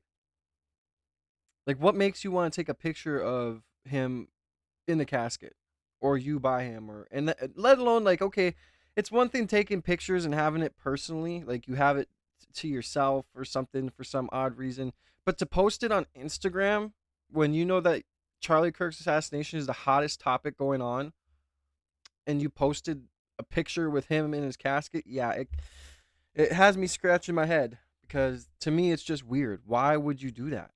Why, like, to me it's like so, especially to me, when you're dead and you're in your casket, it should be completely private. And to me, it's just for publicity. You posted those pictures for publicity. If you were a real one and you were really loyal, you wouldn't have took no pictures. You wouldn't, if you did, you would have kept them to yourself. You wouldn't have posted it. That's just how I feel. Like, you don't post pictures of your dead husband's hands and you crying next to your husband on Instagram. And there is, yeah, some credence to the claim that everybody grieves differently. I wouldn't even record myself over a casket ever, okay? Some people maybe perhaps want to have that memory. But the decision to publish that, you crying over your husband's casket, and to publish his dead body on Instagram was a decision that was made by Erika. And we can watch that. Take a look. Oh, I love you. I love you. I love you. Like, I'm sorry, like, I just don't think that this is the right thing to do. I love you. I love you. Like, what'd she say? Here, take this phone and record me. To me, it's just like, what happened? Were you sitting there at his casket and you said, here, can you record this for me quick? And she's doing this. Just so disingenuous. Like, the one thing I could accept is if she took the picture herself of her holding his hand for the last time. Okay, cool. But she's not even holding the damn phone. You know what I'm saying? God bless you.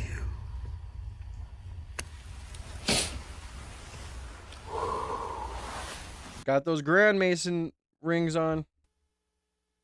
That is an incredibly personal and an incredibly intimate moment, that you invited the public into. Okay, there was no reason to do that outside of wanting to share something that was very private with the public. And now you fast forward 3 months removed, and it's why does the public want to know where he's buried? It doesn't work like that. You have to make. Yeah, I do understand grief. I lost a son at 3 months old. I lost my only grandma. I lost my dad at 9, and I have their ashes. I seen my own son in a casket at a funeral, and not one time in my mind was I like, here, let me take a picture of my son for the last time. The way my son looked when he passed away, to the point where I seen him in the casket at the funeral, or even in the casket in general, was like, I do not want to remember him like that. See, I do know what grief feels like, so don't fucking tell me I don't. It's odd to sit there and have someone record you doing that.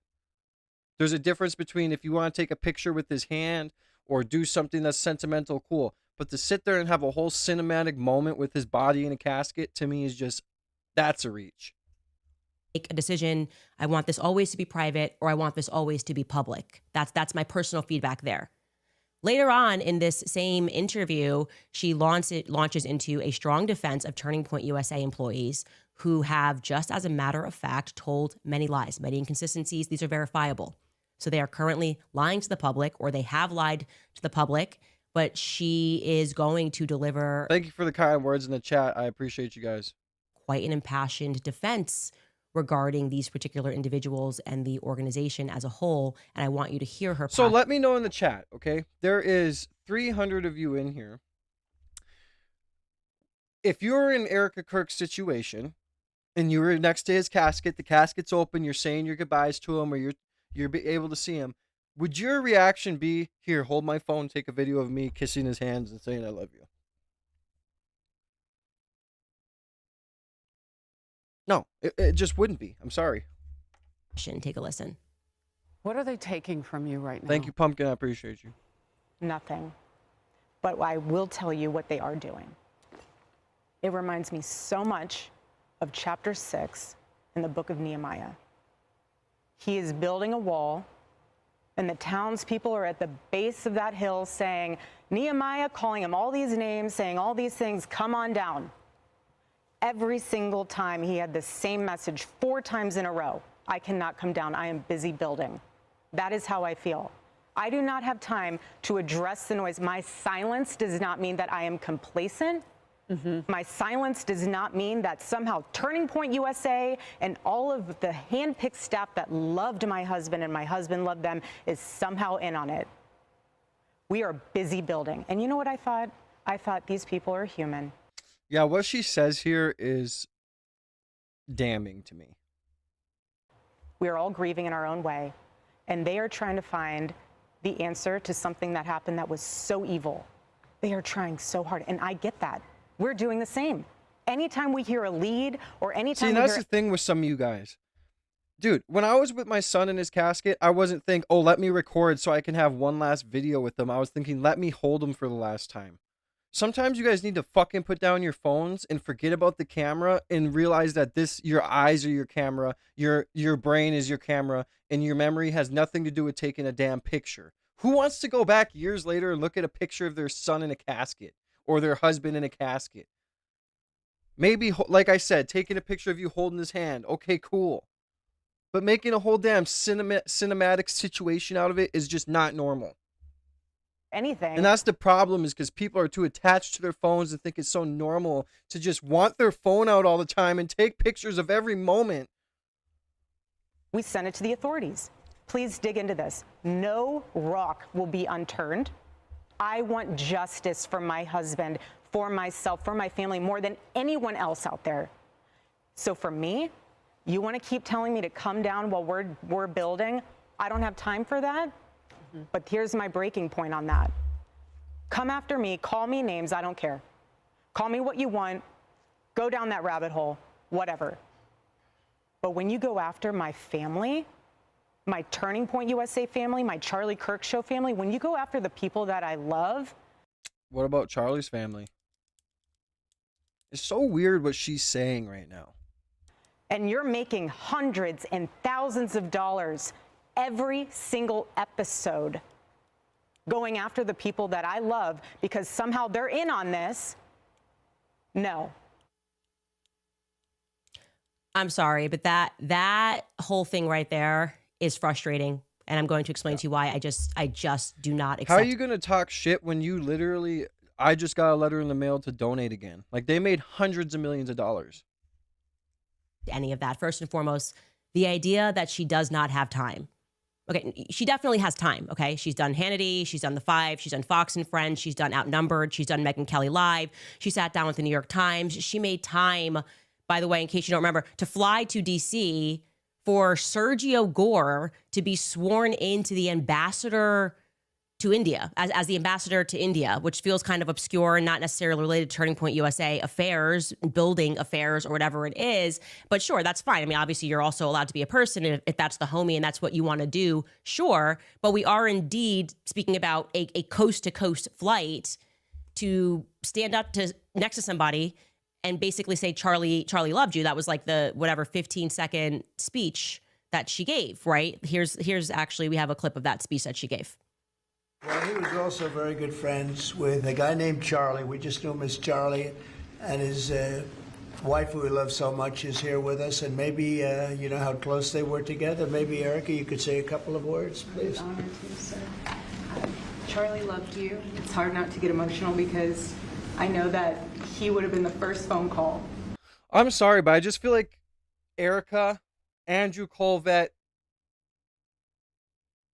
all those people, once the camera's on, oh, we're so sincere. This is what Charlie would have wanted. You guys are crazy. Once the camera turns off, I just feel like they're a whole nother person. I feel like the mask is off. Like, it's just, okay, what do we do now? What are we going to say now? How are we going to do this? Like, I just get that vibe. Like, it's all for the camera. It's performative, right?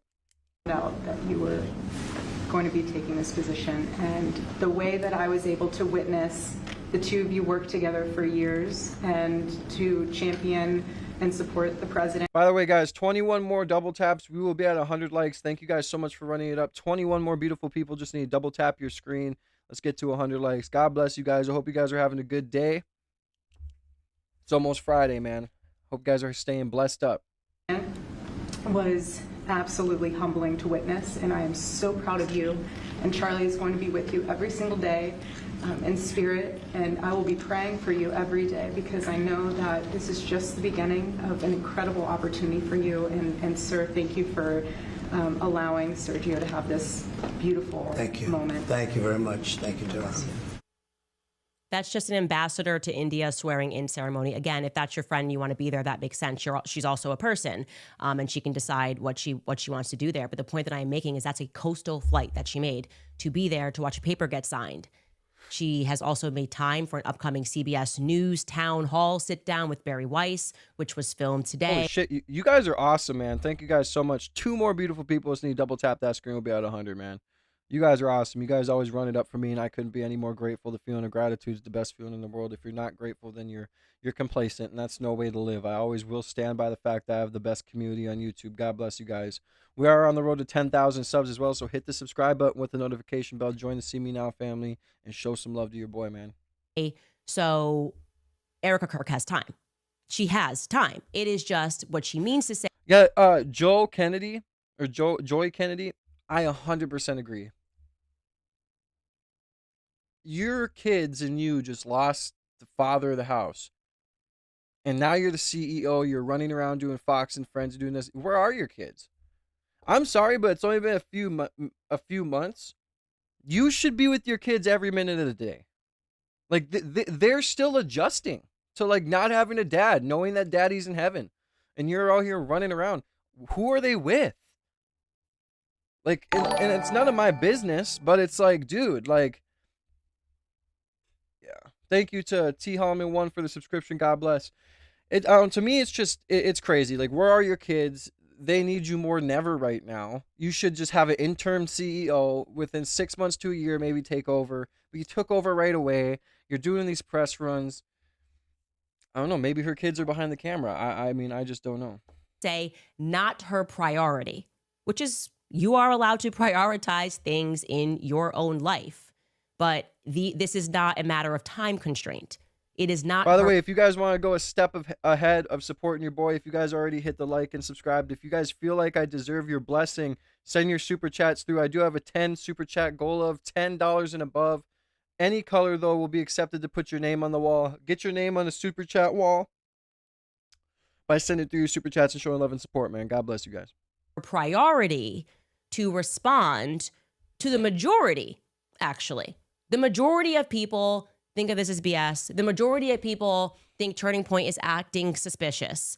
And she does Thank not you guys feel for the 100 that it likes, is guys. what she Appreciate wants every to single one of do, you. as a matter of priority, responding. Okay, that's fine. Now, to that point that people are making hundreds and thousands of dollars, I just don't get how there's not someone on this very large PR team, as we're seeing these PR campaigns go out, that doesn't go, hey, maybe we should strike that. They made $40 million like 2 nights ago at Mar-a-Lago. Maybe that feels kind of a little bit like let them eat cake-ish.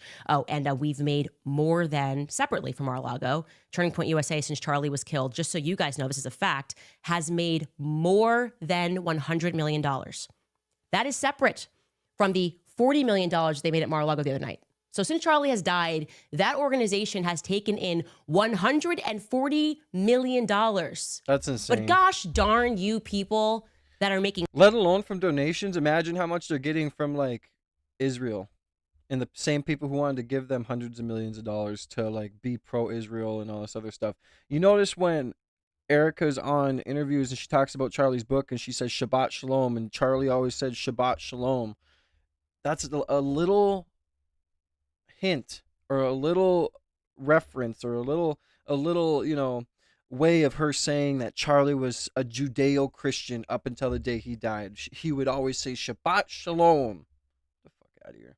Hundreds of dollars every day on YouTube talking about Charlie Kirk's assassination and the BS narrative that is being fed and the very obvious psychological operation that is being employed to make you accept the BS that they are trying to sell to us. Gosh darn you. Did you make $1,000 today? Speaking about Charlie Kirk, well, you should be ashamed of yourself, says Turning I wish I did, though, not gonna lie. Point USA, who in large part made that money. Who would I prefer to sit on my face?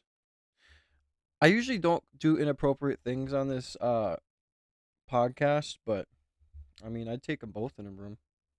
Because of those very people who gave to the organization. Okay, I'm sorry, never mind. I retract that. I wouldn't do anything. I'm not into. They're not my type. Immediately following Charlie Kirk's assassination, and it's time for you guys to see the regular mascot here.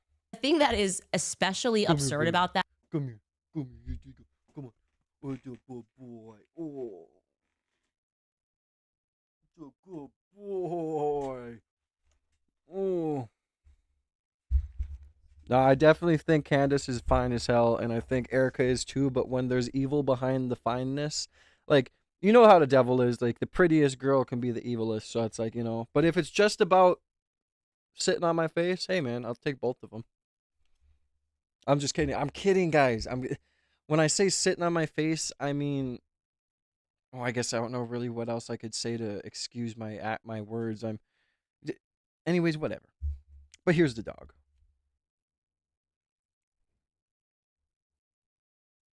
He's saying hi. Say hi, Zeus. Hello. I imagine his voice would be deeper. I don't know why I made that kind of voice, but yeah. This is my boy right here. This is my friend. Yeah, sometimes we need to take a break from the bullshit because we all have our own opinions, but when it comes to puppies, we all can relate. Right, buddy? He's just like, man, just pet me. I'm fucking tired of you talking to me. I'm a legend. Appreciate the kind words, Raja. Much love, much love. I love you guys, man. I got the best community on YouTube, and I'll stand by that. We're on the road to 10,000 subs, man, so make sure you hit that subscribe button. That is trying to, like, throw your elbows on my almost like, I want to be clear that Turning Point USA is my family. The Charlie Kirk show is my family. You know, like she's just expanding the wings of people that we're not allowed to critique because they're in the family. If you call them fam, you can't critique them, right? Oh, I'm sorry. We actually are showing a clip of Rob McCoy defending a pedophile or trying to, like, launder the reputation of that's fam. That's the CK show fam. Oh, I'm sorry. We are actually pointing to the fact that we know for certain that this person or organization is sexual deviant.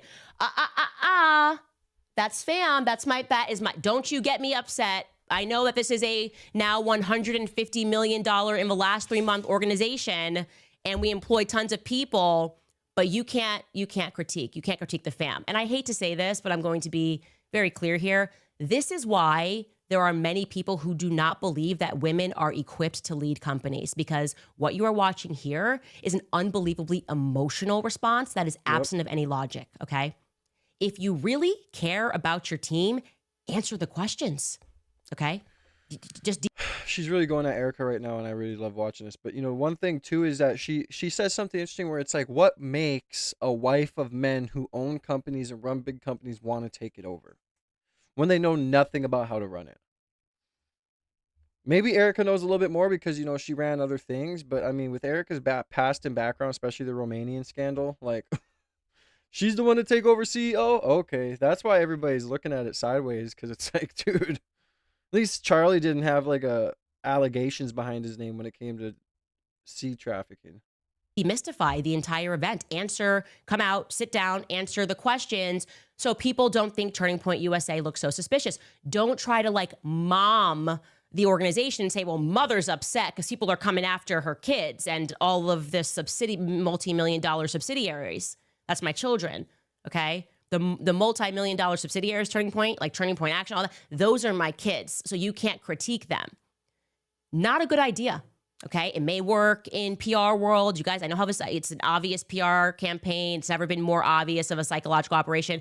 I actually wish they would put me on payroll so I could help them make these things look more organic. than having every single person that has been telling us to stop asking questions all make the exact same video within 4 seconds of each other, being like, whoa, whoa, Erika Kirk shuts down the No, she didn't even respond to one of the conspiracies. She gave us emotion. She gave us emotion. She said, I'm a mother, I am a wife, and we never asked about whether she was mother or wife. We want to know if she is a CEO and a chairman.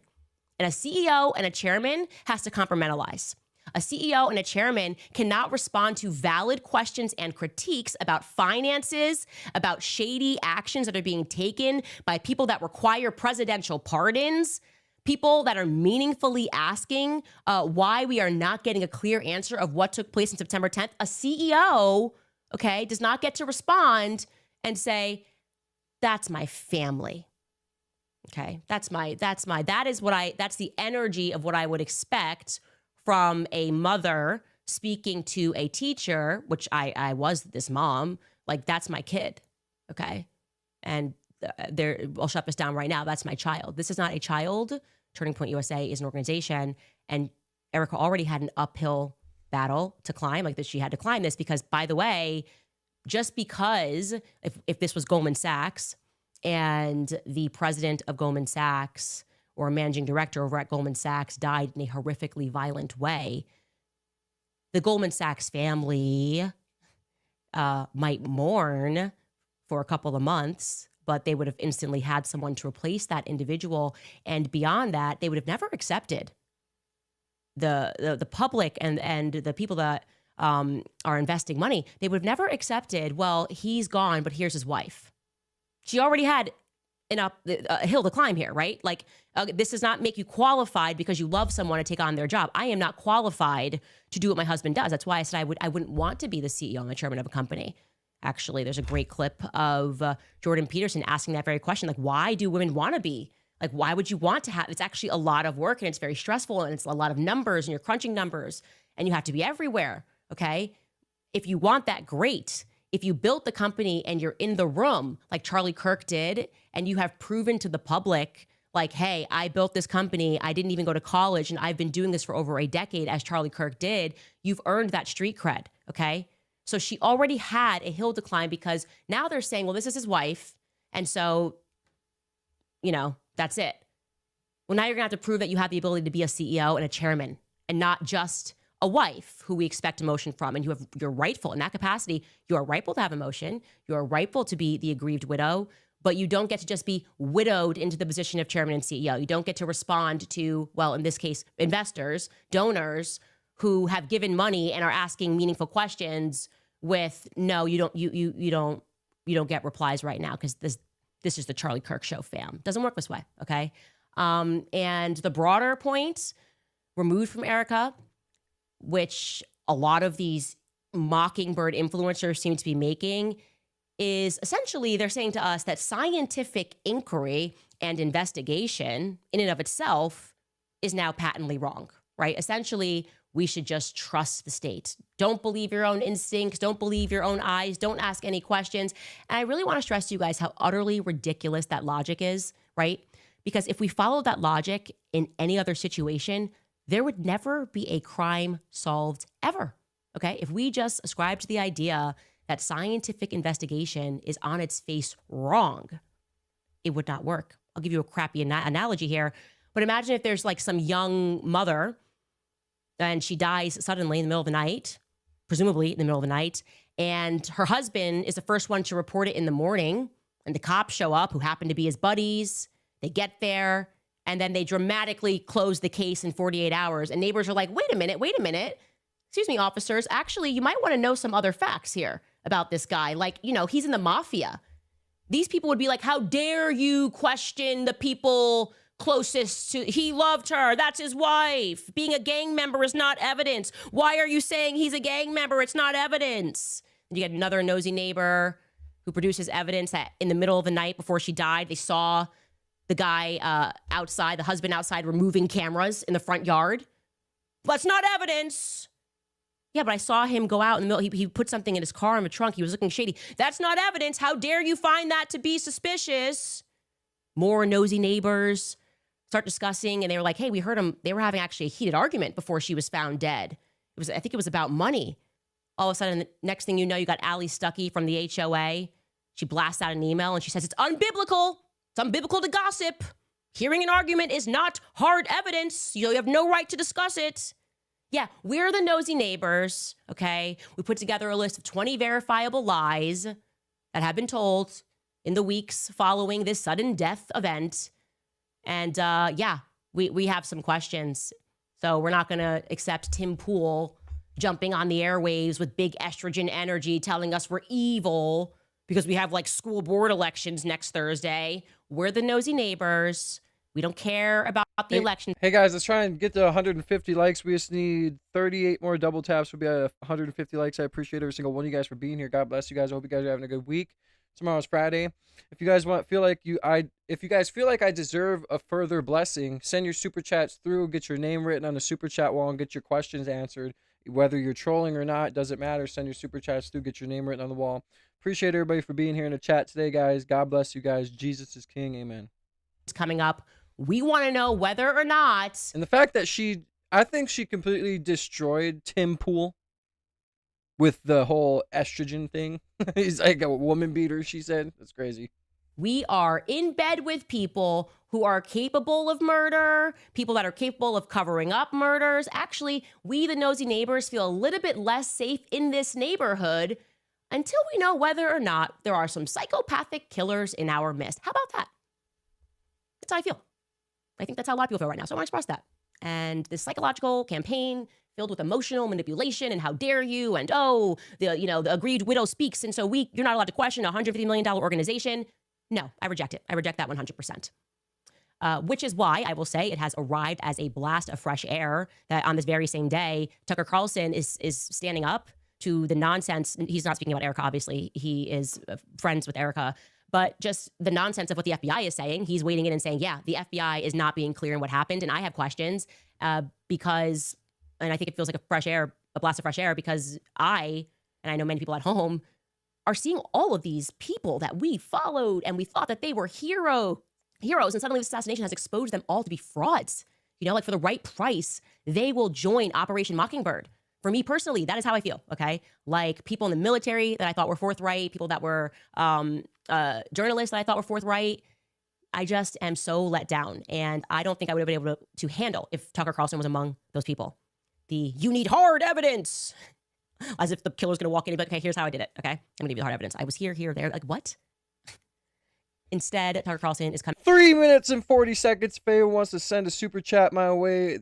3 minutes and 30 seconds left on the super chat goal. God bless you guys. Like I said, the super chats do not matter, though. I don't care about money. I just care about you guys subscribing and liking the video and growing the family. God bless you guys. Coming out, and he is blasting the corporate and the Fed narrative with common sense. He joined Theo Vaughn, and here is what he had to say. Take a listen.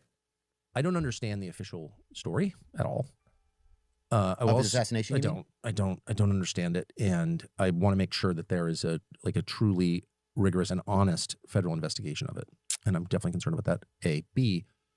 I think that I don't know many of the details, but I know that recently Candace said that Egyptian registered aircraft were following Erika Kirk, Charlie's widow, around for a number of years in different places in the world.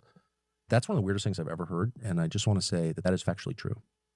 That's true. So that's like the one data point that I happen to know is true. What does that mean? I have literally no idea. I can't even guess, but that's very, very strange. And what is Egyptian? It could mean aircraft from Egypt. Who knows? I think that they were registered in Egypt. Got it. And but that fact is true. So and it also her claim that, there were kind of a disproportionately large number of foreign registered cell phones at the event. That's also true. So what does that add up to? I don't know, but it means that, the FBI has a moral and legal obligation to look in every direction and to be open-minded as you would in any investigation in journalism. Yeah, I just still think it's so crazy that it's like, oh, we got Tyler Robinson in jail. Lance just disappeared, and now we're not hearing anything. Like, we are not hearing a thing. It's just so crazy how we're not hearing anything about this situation when it was the biggest political assassination since JFK, and you think there would be headlines every day about, oh, we followed this lead and we found this and we did this. Like, there's nothing. Like, does no one else find that fucking crazy? In science, it's all the same process. I don't know the answer.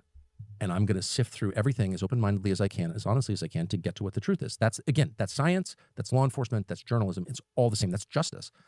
And I just want to make sure that is happening. And I just don't have a ton of confidence in the FBI or the men who run it. And I'm not saying that out of ignorance at all. That's a scary part too. I'm not alleging anything. I'm just saying I think it's really important that we have that. That is what authenticity sounds like, and that's what we're doing here. We are investigating, right? Sometimes you get something wrong, you correct it, but I was right about the Egyptian planes. And when you hear Tucker Carlson say that he is confirming that that part is true, what I take from that, Tucker Carlson is very clear. He grew up with CIA agents, okay? This is a guy who grew up in Virginia. His father, he learned after his father died, thought he was just working with the CIA. No, his father was on the payroll of the CIA. So Tucker's friends are in the state. So you should take it as a concrete fact that there's something up with these Egyptian planes, and they were in fact following around Charlie, and they were following around Erika, as I told you. And that means people in the NSA, the CIA, are confirming that that is real. And yet, just last week, what we got from Blake Neff, and I know he's untouchable, he's in the fam, but I'm going to go ahead and touch that and say, like, this is not okay, the vibe is not right, is making a mockery of it. That is what we mean when we say none of this is passing the vibe check with Turning Point USA. There's no clear answers. There's mockery, there's laughter, but there's no clear answers. And the mockery and the laughter is not working.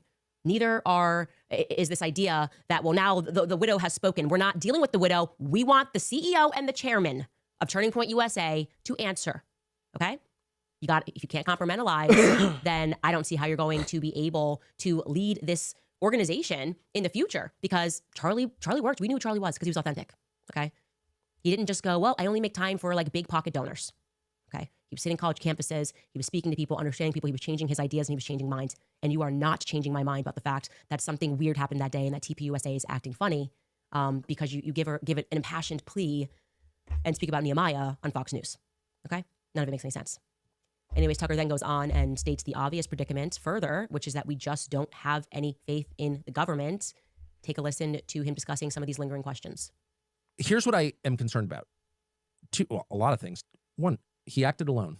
Tell me how that worked. I don't, none of us really act alone. It's hard to go anywhere by yourself, too. Well, thank you. Exactly. You acted totally alone. Okay. You're going to have to prove that to me. It's totally possible. Anything is possible. Weird things have happened. We'll continue to. But that's not my default assumption, and it shouldn't be yours. And their default assumption was we acted alone. Really? Why do you think that? What about life suggests that people typically act alone? When was the last time you acted alone in anything? I don't go, right? So A. B, we know that people had foreknowledge of this because they posted about it on X and said Charlie Kirk is going to be killed on this date, and he was. Is that true? Yes, it's true. Like, were they just guessing? Was it a guessing thing where every day they posted that? Maybe. Have those people been interviewed? Have they been hauled into FBI HQ and had a long conversation with how they knew that? Like, let's get really specific. Why did you post that? Who have you talked to? Like, if I were doing this investigation, because I spent my whole life doing non-criminal investigations called journalism, like, what do we know is true? How do we find out? Call everybody. Be open-minded. It's like it's the same process. If I was doing this investigation, they would be at the very top of the list. Tell me how this guy who seemed normal became a radical trans furry murderer. It's not enough to tell me, oh, trans. I'm not pro-trans, by the way. But was that the guy or his boyfriend? Well, exactly right. Tell me how this guy became so radicalized that he murdered a stranger.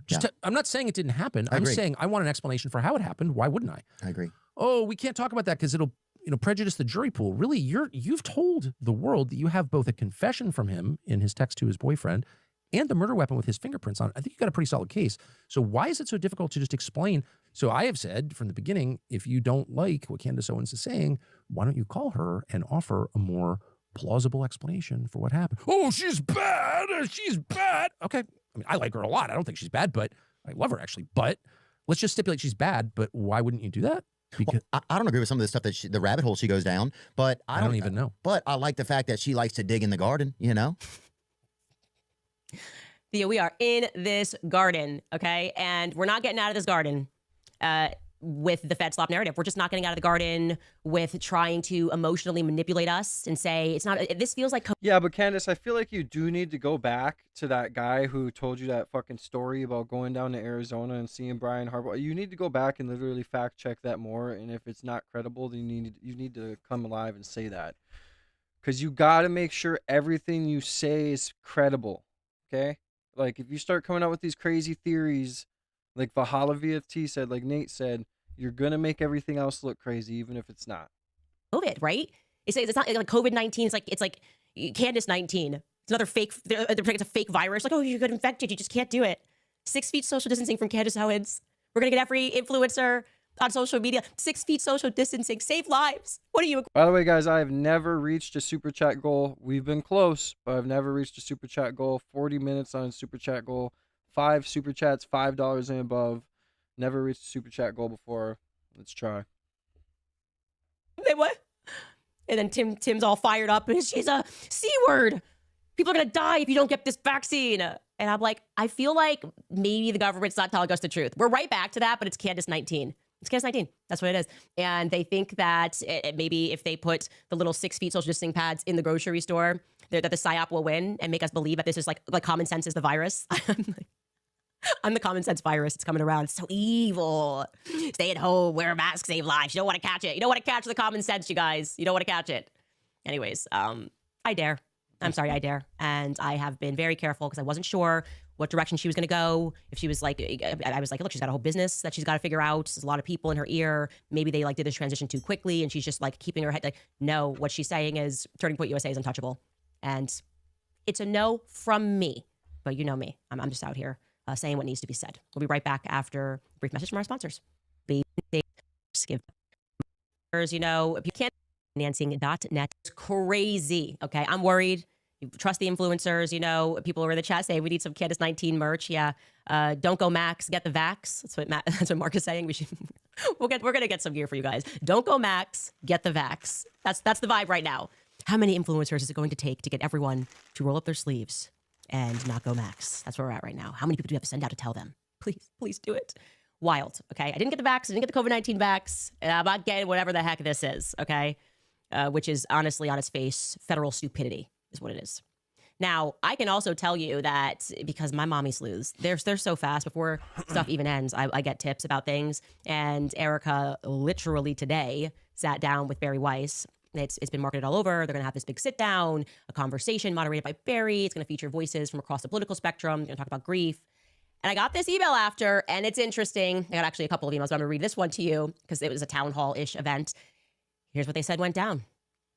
This person writes, I just came from the CVS. By the way, whoever wrote this email, I love you. I just love all of the mommy sleuths that are this quick. They wrote, I just came from the CVS Times Erika Kirk town hall, and this is what she said about the conspiracies and Candace. 1, Erika said she was pregnant when the Egyptian planes were flying and following her, so she wasn't on them. She said she has photo proof. Huh?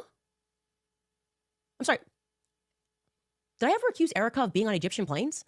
When I found the Egyptian planes, I was concerned that they were following Charlie because I thought, wow, has there been a foreign government that has been tracking his events? Like maybe, I don't know, like running through the operation early and then we broadened it when someone clued us into the fact that actually these planes have been following Erika. You just heard Tucker Carlson confirm that. I thought she'd be concerned.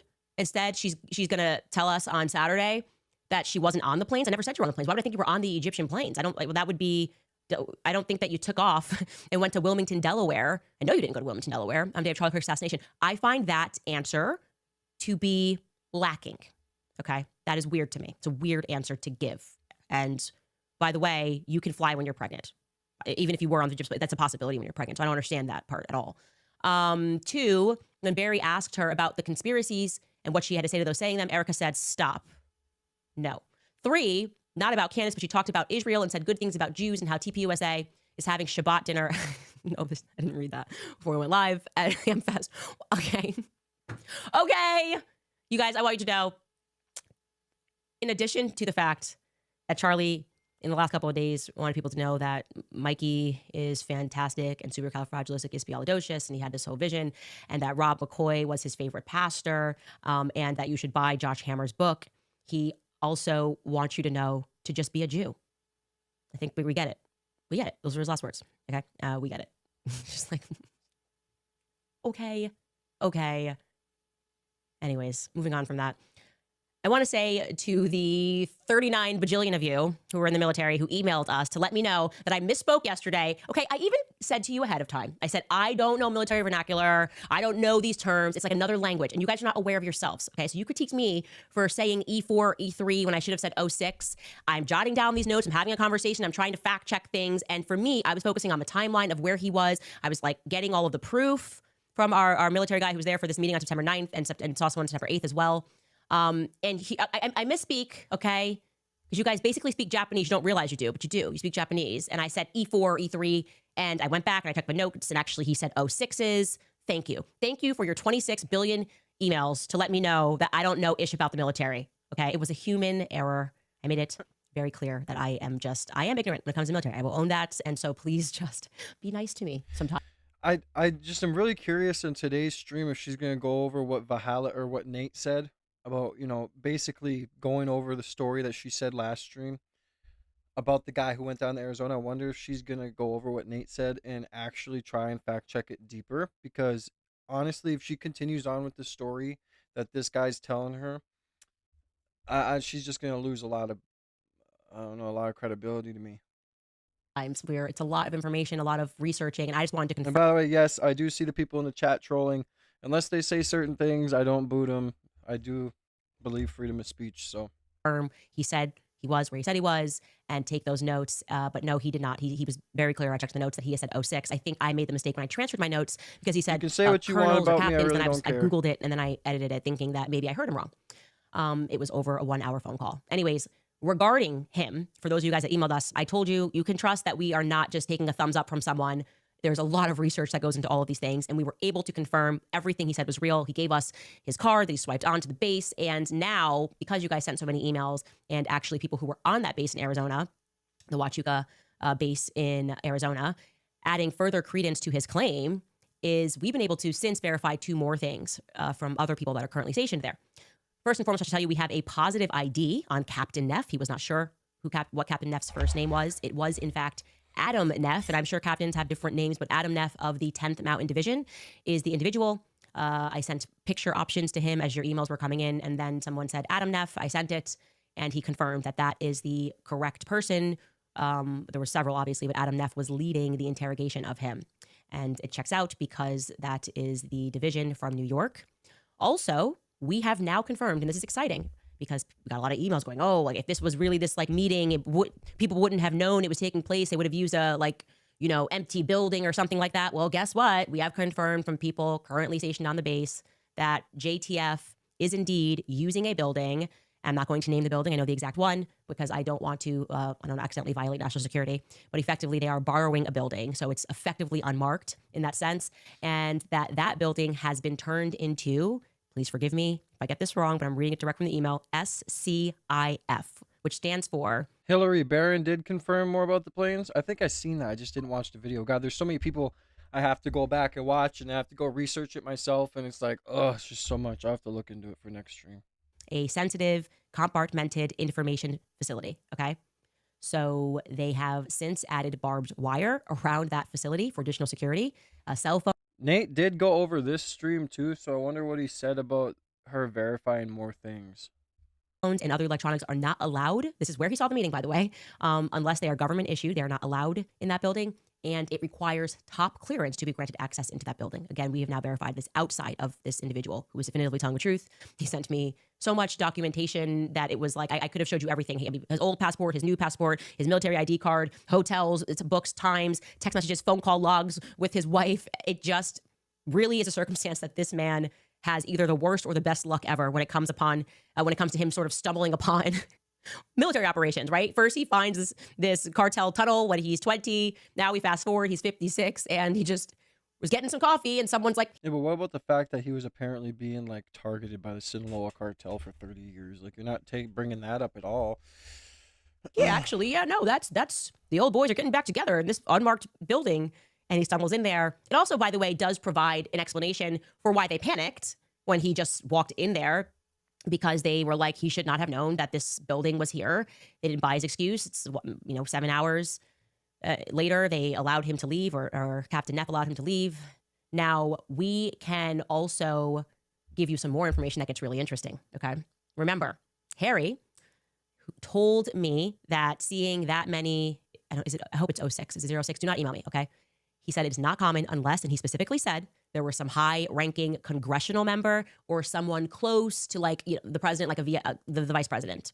Well, we received another tip that makes things especially compelling. So I'm going to just read you this email in its entirety. We have fact-checked it. It is true.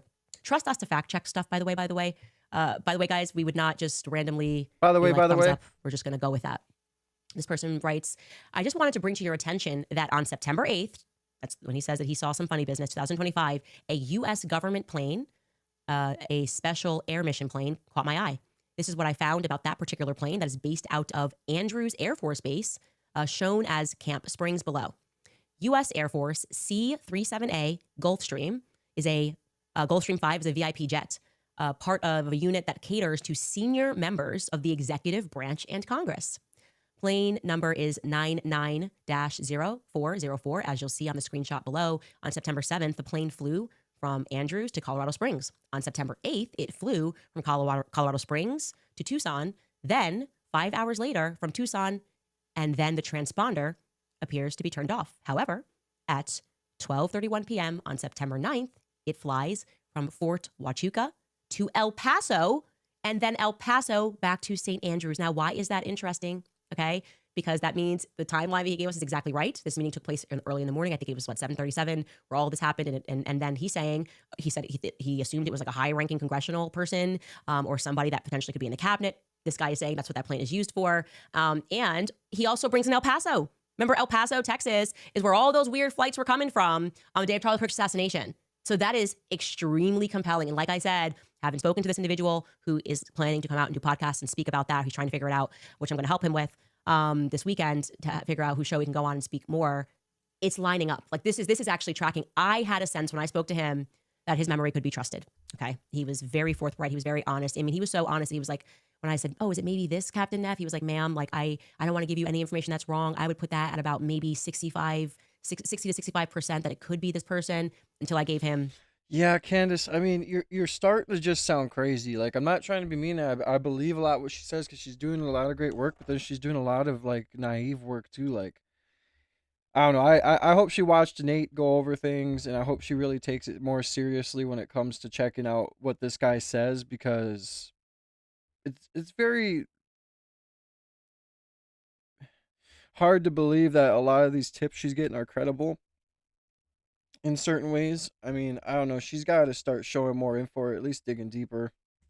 The correct Neff, and he was like 100%. That's the guy that questioned me.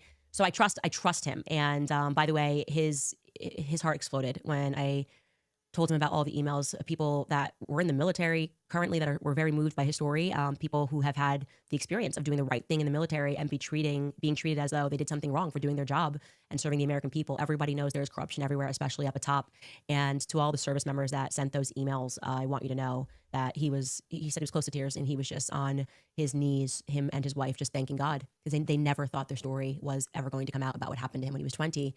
And that is just something that is really, that's why I said there's so much God in this, because like he either has the best or worst luck, but he just happens to be in the wrong place at the right time, maybe in the right place at the wrong time. Who knows? History will tell us. Continuing the rest of that email from the person who gave us that tip about this plane, he concludes it by saying, this is the only time that I have noticed that this plane was in Fort Huachuca. If your contact that you mentioned yesterday saw this group of men in the morning, it could line up well with what this aircraft leaving at 11:43 a.m. on the 9th.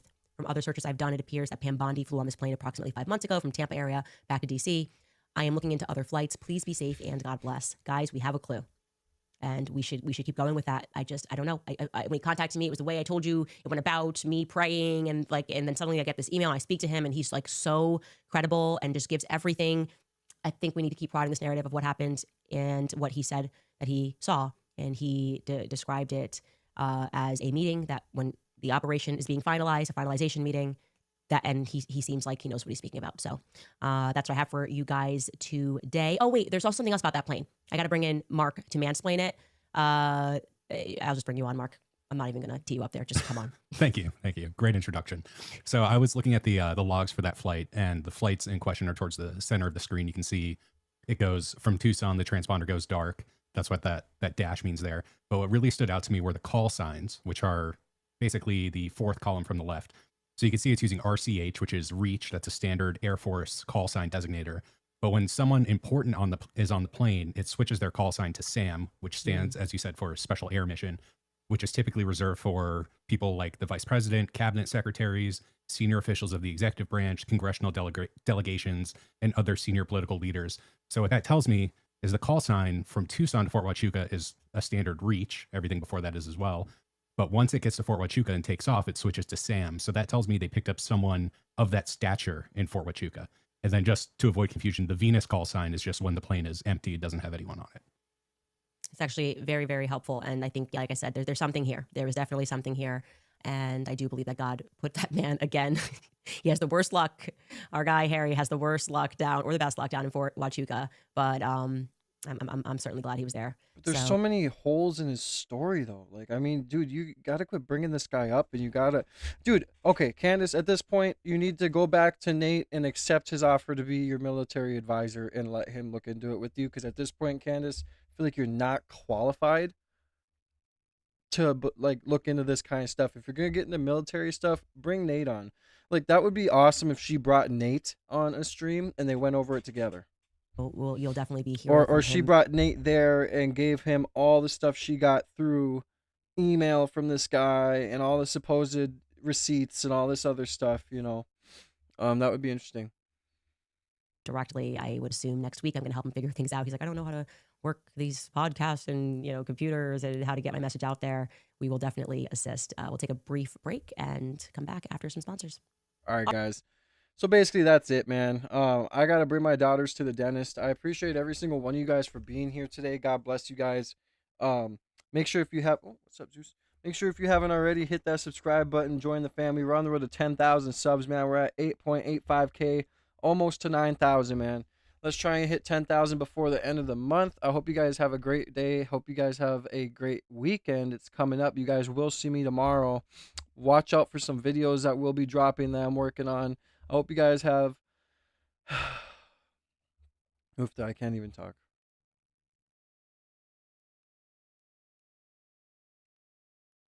But anyways, I hope you guys have a good day, man. God bless you guys. Thank you for being here and always showing love and support. Anyone that's new to the family, welcome to the See Me Now family. God bless you guys. And to the people who are already a part of the family that are here, I appreciate you for being here every single day, showing me your support and continuing to help me grow this channel. So you guys are awesome. And I will see you guys later. I got to bring my daughters to the dentist. Then we'll be working on some videos and dropping some videos. So, yeah, man. I appreciate every single one of you guys. You guys are the best. And thank you to everybody who loves your boy, man. I love seeing your faces in here every day. I don't know why I can't put a sentence together right now, but it is what it is. 100% Brody. I'm glad you're a part of it too. I will always stand by the fact that I have one of the best communities on YouTube. I have the best community on YouTube. We're going to be one of the most positive, fastest growing communities on YouTube very soon. Thank you to Gino for the subscription, Ginoverse. Stacy, you have a wonderful day too. Thank you for the 5 gifted memberships yesterday as well. Appreciate you, girl. But yeah, I'll see you guys in a little bit. Make sure you guys stay safe, stay prayed up. Your name is Nicole. Well, shout out Nicole. What's up with you guys having usernames that are different than your real name? Come on, man. I try to remember, though. As you guys know, I try to remember everybody's name. And even if it's different than the actual username, I always try to remember, like Stacy and all those other people. But no, you're good, Brody. I'm glad you did, Nicole. I'm 100% glad you did. That's a cute baby on your picture too, on your profile pic. But yeah, I hope you guys stay prayed up, stay safe, and have your notification bell hit so you can see whenever I upload next or when I'm live. I love seeing you guys in here every day. My son, oh, I see. Well, the beautiful little boy. I have 2 daughters, single father of 2 daughters here, so kids are a blessing. But yeah, I love you guys. You guys have a good day. I'll be back on later. Watch out for some videos that I drop. And yeah, stay prayed up, man. Thank you again, Stacy, for being here. Nicole, everybody else, you guys are the best. I can't say it enough. I don't care if I annoy you guys. I gotta say it constantly.